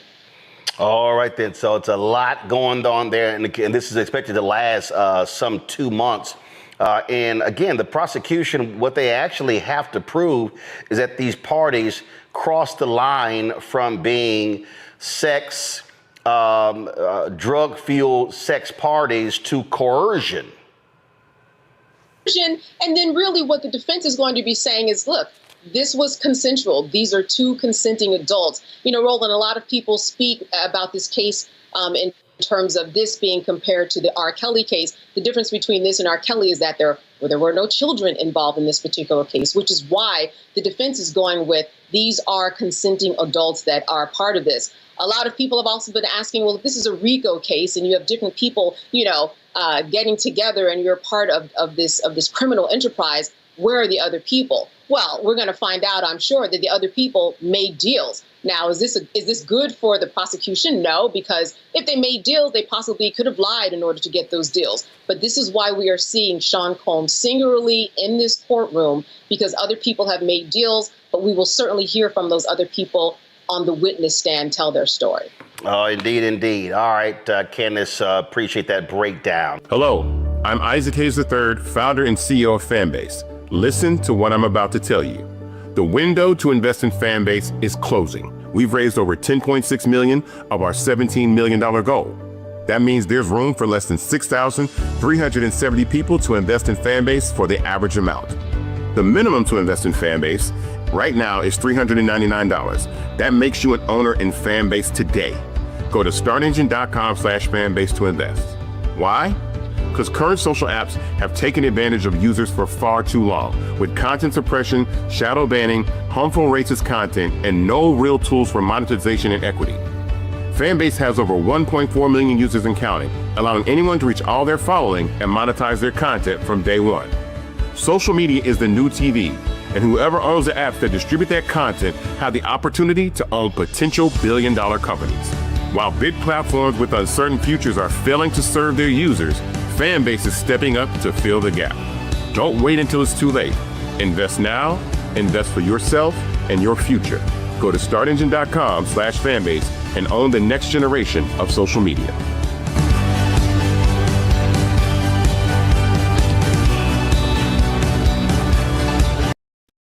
Has been charged with aggravated murder and is being held without bond for allegedly running over a deputy sheriff who the day before shot and killed his 18-year-old son. Police say Ryan Hinton was killed after brandishing a gun at police during a stolen vehicle investigation.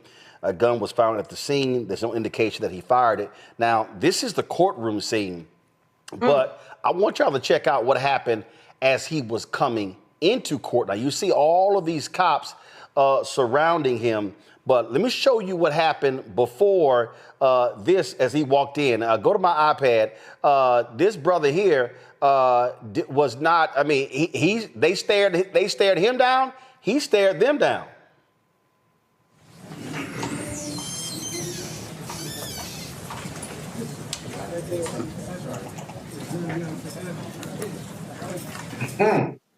He was. I mean, he didn't come to court with his head bowed. He literally, as he was walking into court, they were all standing out there.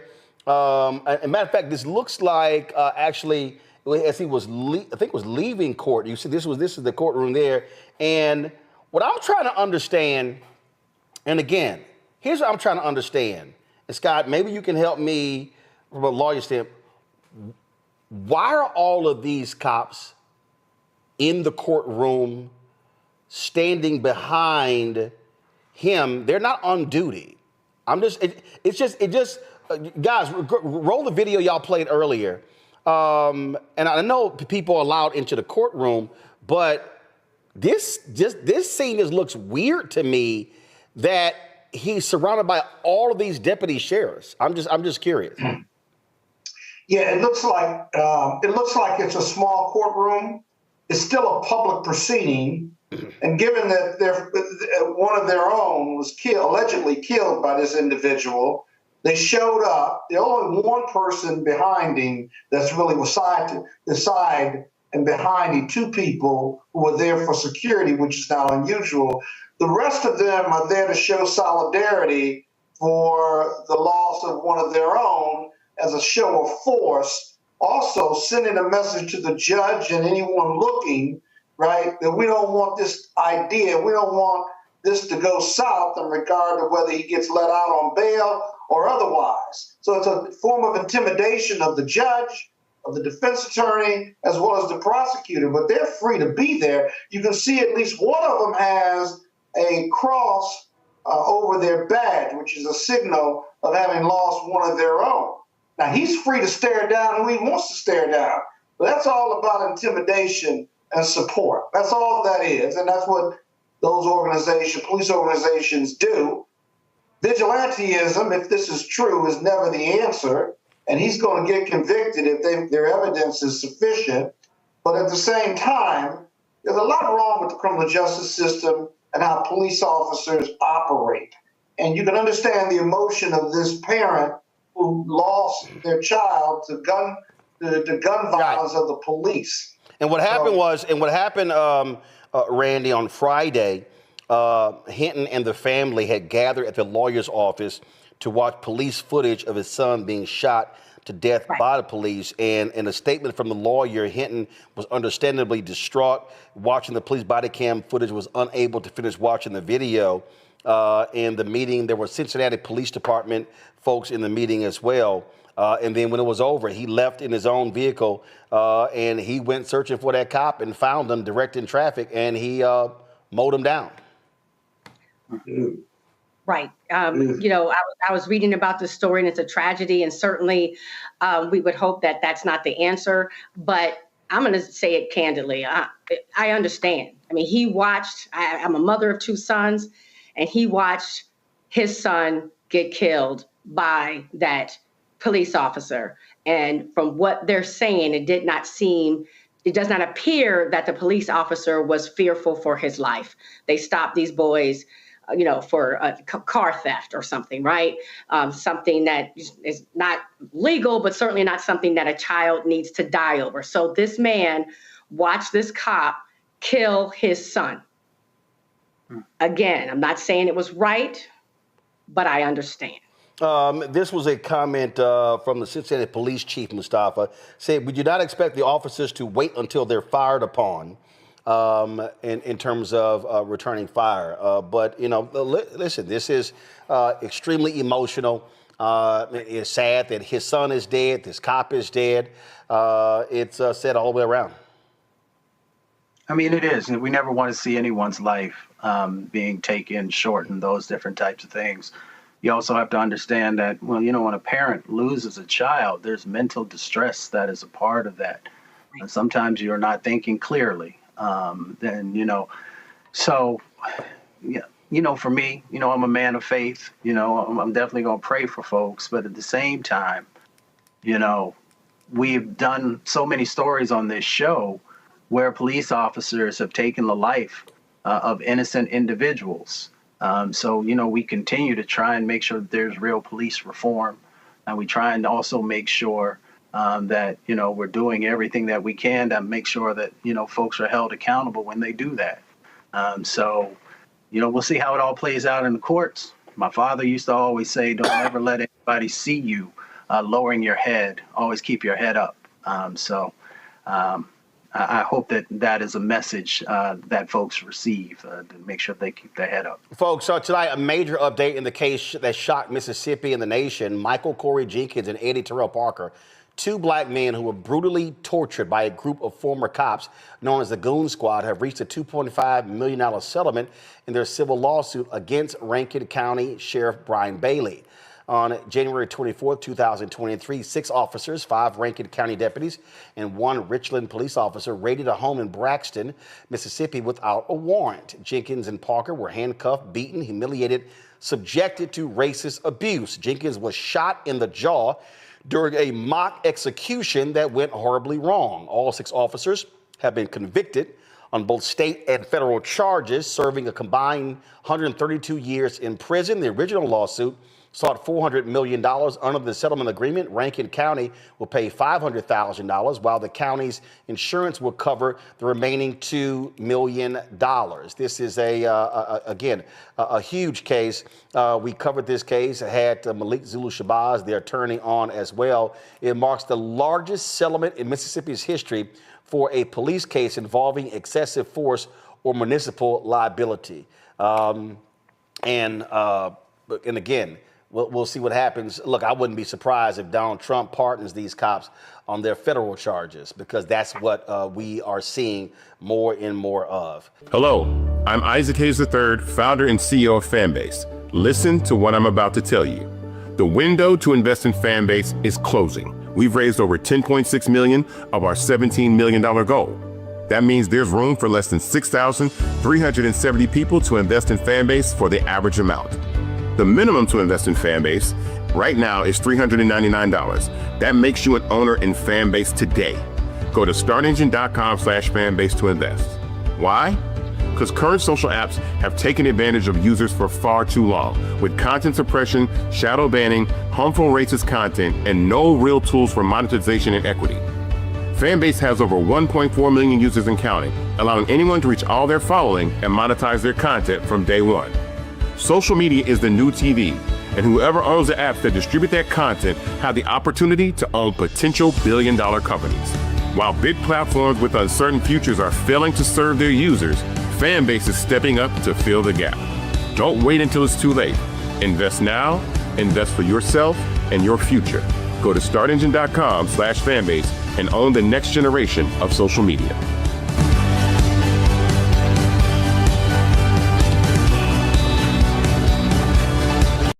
Folks, today, a real leader was in the Oval Office, just 2 blocks from where we sit. What is his name? His name is Mark. He's a Canadian Prime Minister, Mark Carney. He came to meet with the idiot who unfortunately represents this country. And if y'all want to see some sheer stuck on stupid stuff, how about this here? This dumbass, Donald Trump, started praising hockey players. He's talking about, oh, how great things are. He starts praising a hockey player who plays for the Washington Capitals, who recently broke the all-time scoring record. The problem is the hockey player is from Russia. Watch this dumbass. I love Canada. I have a lot of respect for the Canadians. Wayne Gretzky, I mean, how good, the great one. You happen to have a very, very good hockey player right here on the Capitals, who I have a lot of. He is a big, tough cookie too. Just broke the record, and he's a great guy. And you know, we had the team here, and I got to know a lot of the players. But no, Canada is a very special place.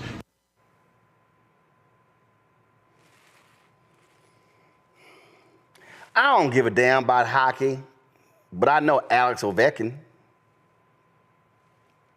He's from Russia. Do you know whose record he broke? Wayne Gretzky's. This dumbass is touting this amazing Canadian hockey player here in D.C. who's actually from Russia. Look, I done told y'all this boy is dumb. I done told you he's dumb. Then this dumbass continued with the bullshit of making Canada the 51st state. My man Carney was like, nah, pimp, we ain't going there.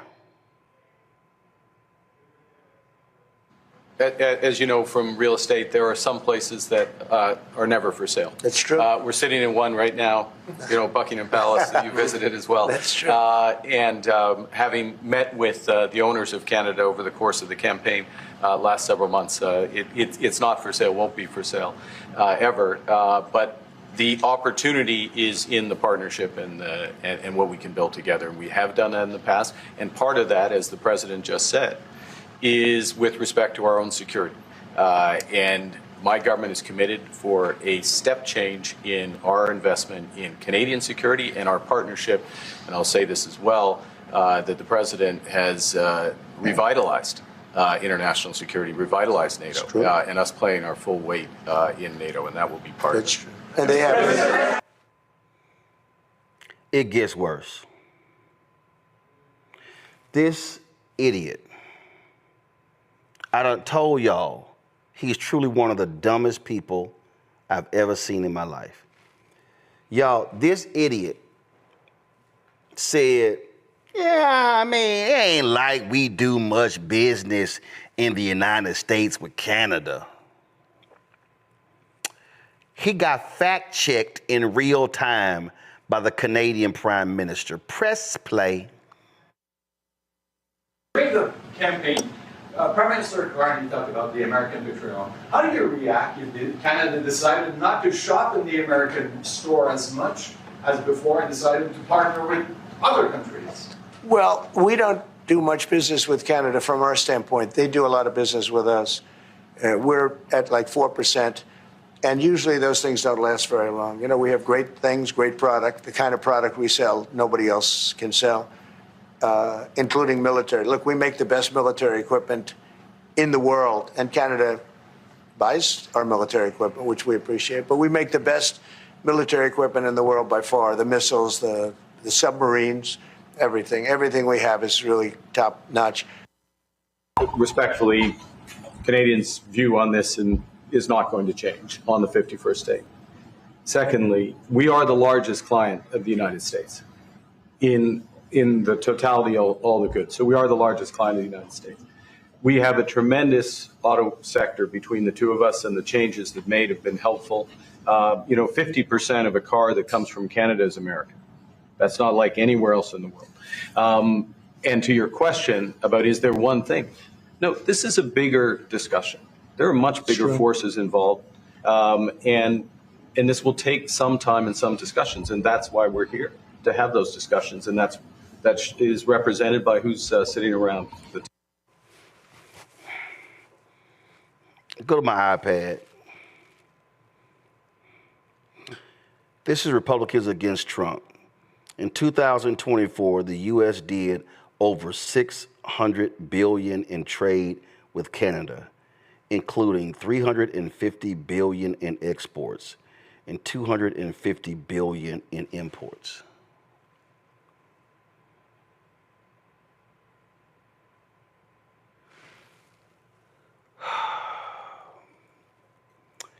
You know, Scott, there used to be a time when the President of the United States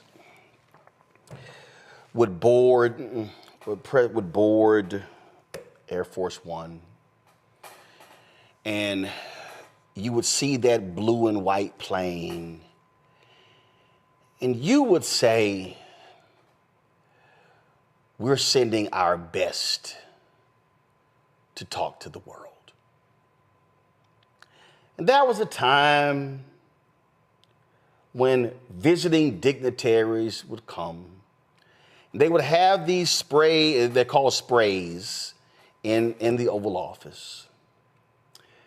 And we could be fairly confident that the occupant of the Oval Office read the briefing papers that staff gave them, spent some time the night before in the private study in the residence, going over the information. But now, we have that dumbass from high school and college who didn't read any of the assignment, who didn't study, and then when they get called to the front of the class to explain a particular chapter, they start talking about the trees and the winds and the birds and how beautiful things are and how amazing and beautiful the writing is and the topography. And you're sitting in class like, that's my reaction anytime this dumbass Donald Trump talks. Democracy and the Constitution is there are not a whole lot of qualifications you need to be president. All you got to do is get one more vote to the next guy. Just one more vote. So you can be a racist, you can be dumb as hell, and if you get more votes than the next guy, you win. The founding fathers never contemplated that Donald Trump. To be president, you had to be a leading thinker, leading person, leader, if you will, and competent in some part, politics, democracy, business, whatever the case might be. At least that's how they contemplated it. This is the danger of democracy. If you put that screen back up that you just had when you were talking, that $350 billion of exports represents 17% of all of our exports. I'd call that doing business with Canada. And the other thing is this, our joint security efforts, securing North America, north of Mexico, right, up until the northern border of Canada, is all U.S.-Canadian forces. In fact, if you go to any training facility in the U.S., you're likely to find some Canadian troops training with U.S. troops. And so picking a fight with Canada, there's more similarity than dissimilarity, and picking a fight with them over tariffs and what have you. What about professional services? You know, we never talk about professional services, right? Canada, we're upside down with Canada and other countries on the amount of personal services that we export versus they import from us than just these hardcore goods. Because we don't talk about services. So if you combine those two, it kind of works out. It kind of evens itself out regardless of the tariff for goods, if you will. I was just reading a report on this in the Washington Post. And so there's a fuller, more complicated picture to this, which is the irony is you have a president that's not well read and just wants to do tariffs because they did it in the 20s and 30s, which, by the way, caused the Great Depression. Nobody ever says that, or he doesn't think that either, but it did. So there you have it, Roland. What we're now seeing, Randy, Canadians are like, yeah, we ain't going to Florida. Nah, Canadians are like, nah, Las Vegas, y'all can go to hell. And the numbers are, when I say the numbers are dropping like crazy, they're dropping like crazy. I'm gonna find a video in a second where the company that controls the Bellagio, They're like, yo, we laying off concierge people at every hotel except 2. Folks aren't coming. Okay, right. so when you shit on all the rest of these countries, they like, all right, we good. And then when you start snatching folks' cell phones, going through customs, they're like, yo, it's other countries we can go to spend money. This dumbass has killed American tourism, but he goes on, does an interview, I think, other day, he goes, oh no, tourism is up. The interview with Tyrie Moran's like, no, it's not, it's down. This dumbass is living in his own delusion, and the minions around him going, yeah, boss, it went up, when it's down massively. Significantly down, and people are losing their jobs because this man cannot keep good relationships with the people who are our greatest allies at one time. Canadians are all over doing videos saying that they will not come to America. They're canceling plans left and right, and it's affecting the hospitality industry here in the United States. And what is so incredibly insane about it is he wants to act as if he's the strong leader, but he doesn't even understand the business. I mean, how do you say that we don't do much business with Canada and they're third after China and Mexico in the effective amount that we do business with? And he has no idea about it. I mean, I get secondhand embarrassment every time he opens his mouth. And then you have Vance and Rubio just sitting there. I mean, I would be biting my tongue if this is my boss, with a prime minister just spouting just inaccuracies one after the other, obviously not knowing what he's doing. So not only do we have the audacity to be aggressive, we're aggressive and then dumb with Canada. So I'm not mad at Canada. When everything they said they were going to do, when they said they were going to cut the electricity, I was like, I can't be mad at them. When they say they're not visiting the United States anymore, I can't be mad at them. Like, I wouldn't mess with us either. The thing is, we'll stop with this. This is real basic. I mean, it's some basic ass home training. I mean, home training is when, a guest comes to your house. They might say some ignorant shit. But you're trained not to go there. You're trained to be respectful. You may not like your nephew's girlfriend, but home training, you don't cuss her out in front of everybody else. This dumbass he just insults. Yeah, man, but what we do with Canada ain't really nothing. He insults sitting right there. And I'm glad Carney was like, hold up. And see, what he does is, then what Trump does, like, y'all please find that video when he was going off and Muriel Bowser was staying right there. He was saying some crazy shit, and her whole body language was like she. First of all, I'm sorry. I'm going to walk the hell off. Or at least just stand there and drop your head and just do this here. Just do a small nod or something. But this is literally what the 77 million dumbasses who voted for him said, hey, here's our best, world. Well, what you're seeing play out is the paradigm of privilege, right? This individual has always had privilege his entire life. He's able to do and say whatever, even when it wasn't true, even when it wasn't helpful. And now he's taking it once again to the White House on the international stage. You also see the dumbing down of America because it starts at the top. The policies that they've moved forward on have made us in a worse position. In an uneducated position, if I can say it that way. So I don't expect anything different from him because it has been how he has operated his entire life, or at least as long as he's been in the press where you could read the steps that he's done.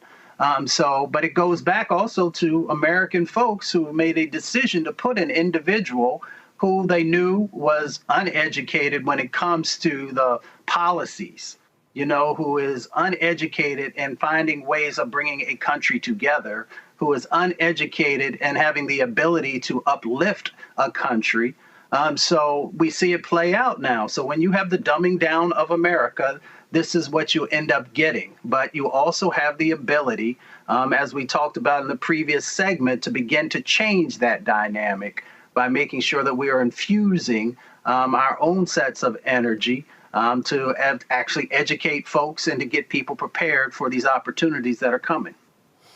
Hello, I'm Isaac Hayes III, founder and CEO of Fanbase. Listen to what I'm about to tell you. The window to invest in Fanbase is closing. We've raised over $10.6 million of our $17 million goal. That means there's room for less than 6,370 people to invest in Fanbase for the average amount. The minimum to invest in Fanbase right now is $399. That makes you an owner in Fanbase today. Go to startengine.com/fanbase to invest. Why? Because current social apps have taken advantage of users for far too long, with content suppression, shadow banning, harmful racist content, and no real tools for monetization and equity. Fanbase has over 1.4 million users and counting, allowing anyone to reach all their following and monetize their content from day one. Social media is the new TV, and whoever owns the apps that distribute that content have the opportunity to own potential billion-dollar companies. While big platforms with uncertain futures are failing to serve their users, Fanbase is stepping up to fill the gap. Don't wait until it's too late. Invest now, invest for yourself and your future. Go to startengine.com/fanbase and own the next generation of social media.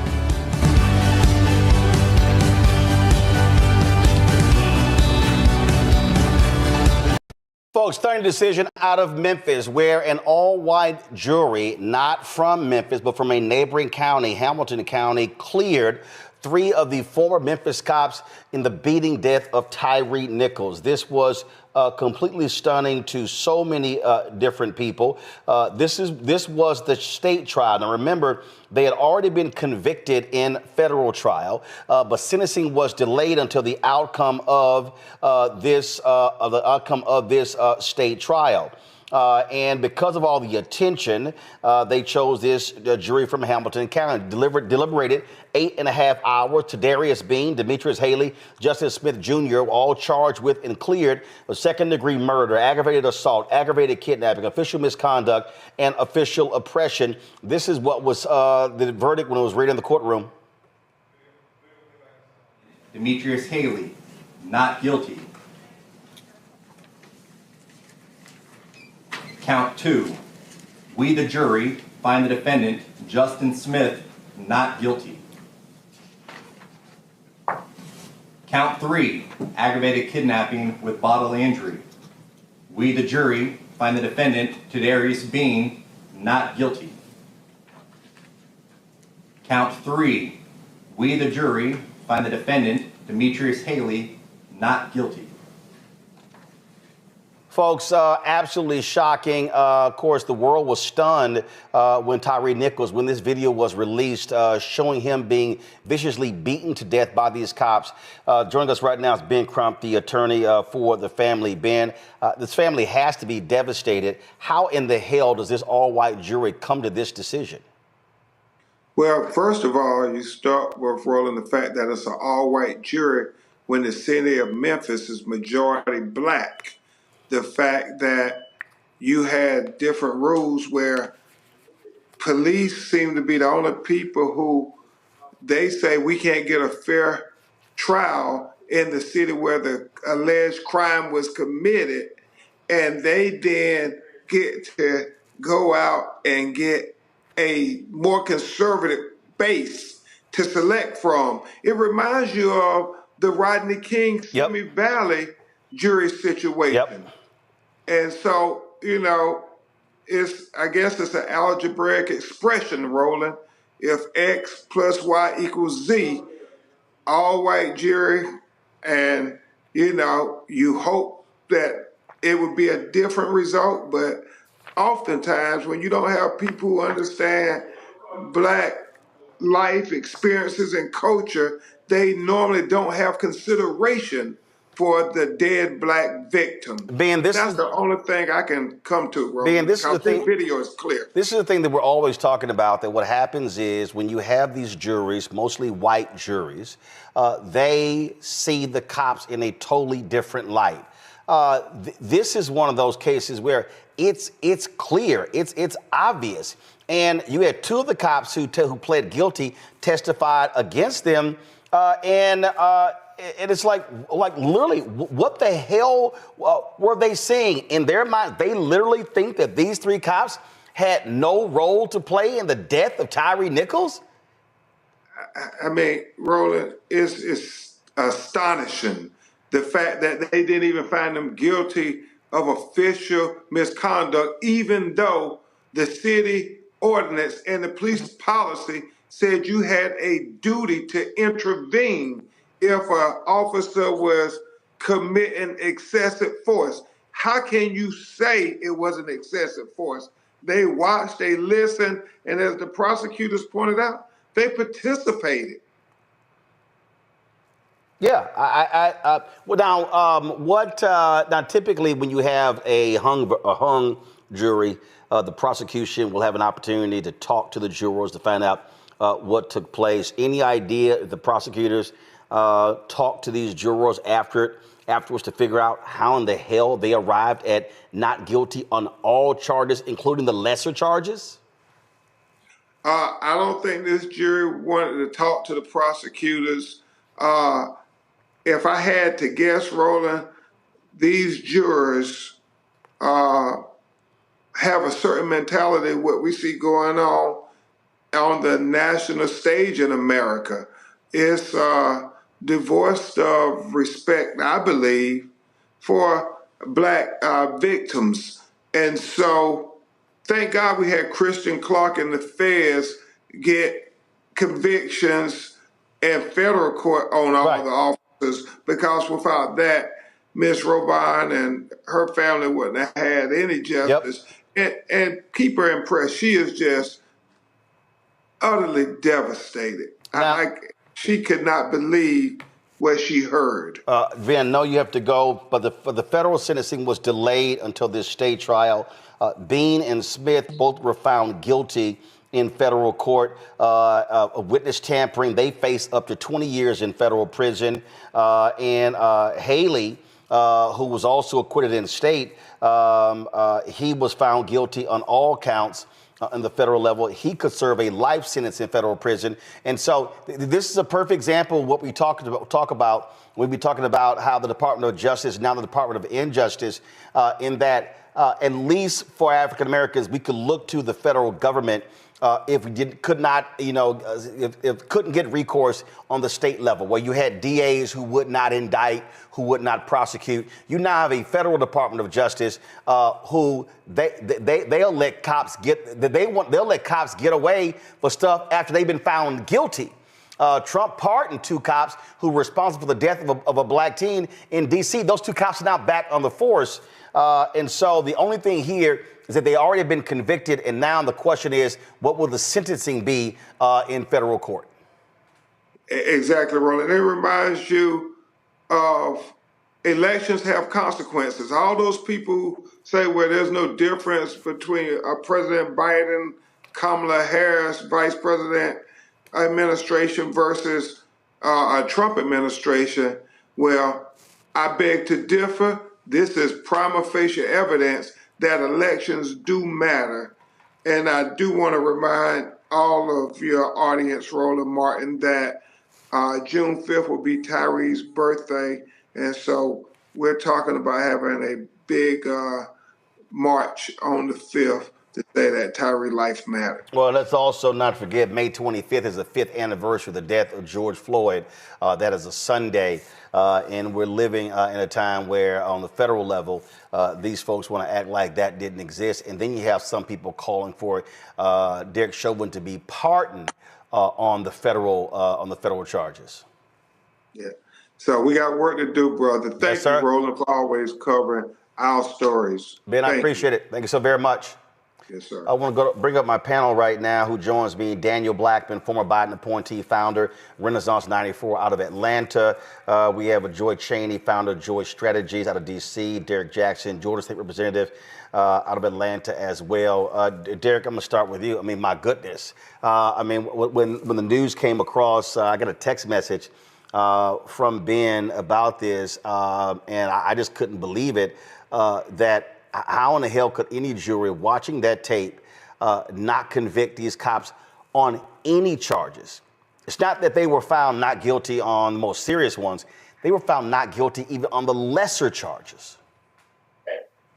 You know, Roland, I'm still stunned. I mean, this breaking news continues to be breaking news continuously in our Black and brown communities. What is justice? What is justice? Where you have hard evidence, video, audio, you have concrete evidence that the law enforcement exceeded their authority and they killed an innocent man. And so when you have a verdict where you're going to acquit all of these officers, and now you had a Department of Justice, to your point, we're going to, it's the most unfortunate thing, Roland. We're going to see these things over and over again. And that's why there's a necessity of civil rights. There's a necessity of making sure that we have justice for everyone. There's a necessity to curtail this bad behavior. And when we don't do that, and we don't have a mechanism in place where a jury of 12 individuals all looking at the same tape and they acquit these 3 officers. I mean, you mentioned George Floyd, Roland. This would be 5-year anniversary. And 5 years ago, every municipality, every city, every state made a plea to curtail, do justice reform.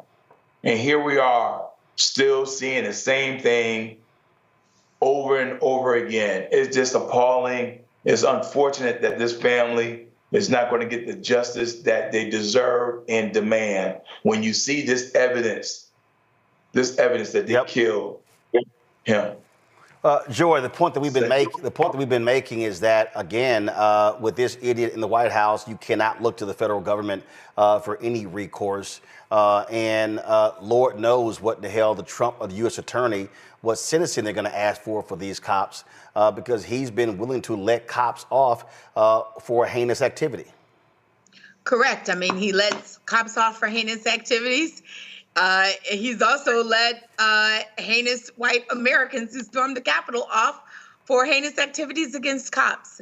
There's no rhyme or reason except lawlessness is the order of the day here. And there seems to be a belief that Black lives matter just a little bit less than everyone else. This is what we meant. And what happened with George Floyd was an awakening where people understood, it felt like they understood why we cried out and said Black Lives Matter. But this retrenchment from that is a sign that we're going back to the time, or at least people are now willing to admit what they really believe, which is that when it comes to cops, our lives don't matter. And it really doesn't matter the race of the cop. What is so hurtful here is that, you know, we had one verdict. We don't know what's going, we had a sentencing. We don't know verdict. We don't know what the sentencing is going to be in the federal case. We have it here. There will be postmortems. I'm very interested to see what how the jury could have come to this decision legally.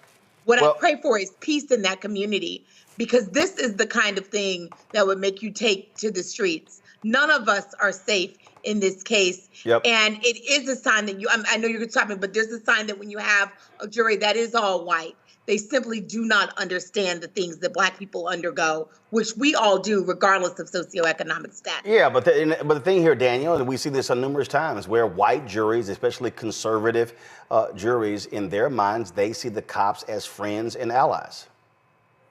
Yeah, well, I mean, look, 3 words, and you already said them. Elections have consequences. Coming from a federal background, it's really, really important for us to understand that 5 years isn't that long ago. We clearly have not fully as a nation healed from what we all witnessed in the same year with both Derek and myself's home state with Ahmaud Arbery. Breonna Taylor and George Floyd.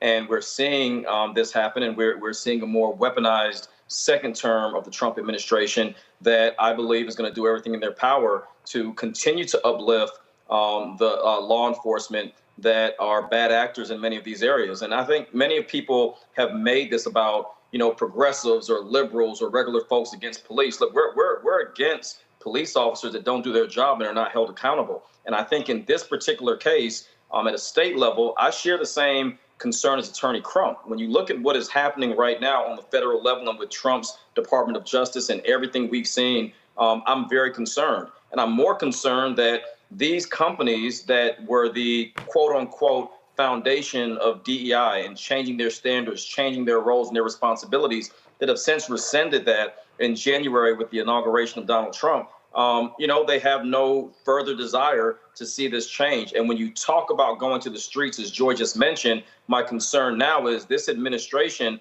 has not only weaponized the courts, but we now may even see a scenario where if people do take this to the streets, will we see military or even further policy choices by the administration to quell that and then ultimately put activists, marchers, and folks that demand justice behind bars? We saw what those individuals from January 6th did. They were acquitted, their charges thrown out the door. The same scenario won't happen for those of us who march for justice.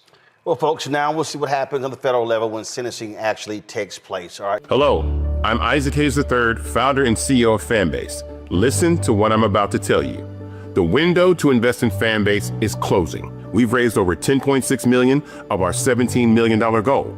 That means there's room for less than 6,370 people to invest in Fanbase for the average amount.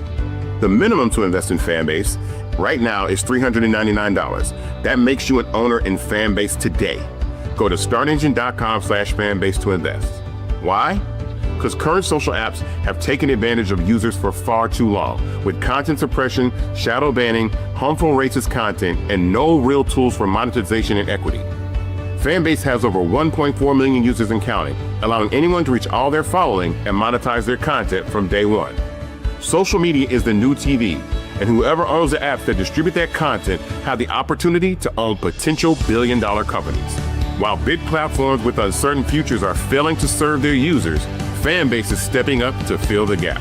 Don't wait until it's too late. Invest now, invest for yourself and your future. Go to startengine.com/fanbase and own the next generation of social media.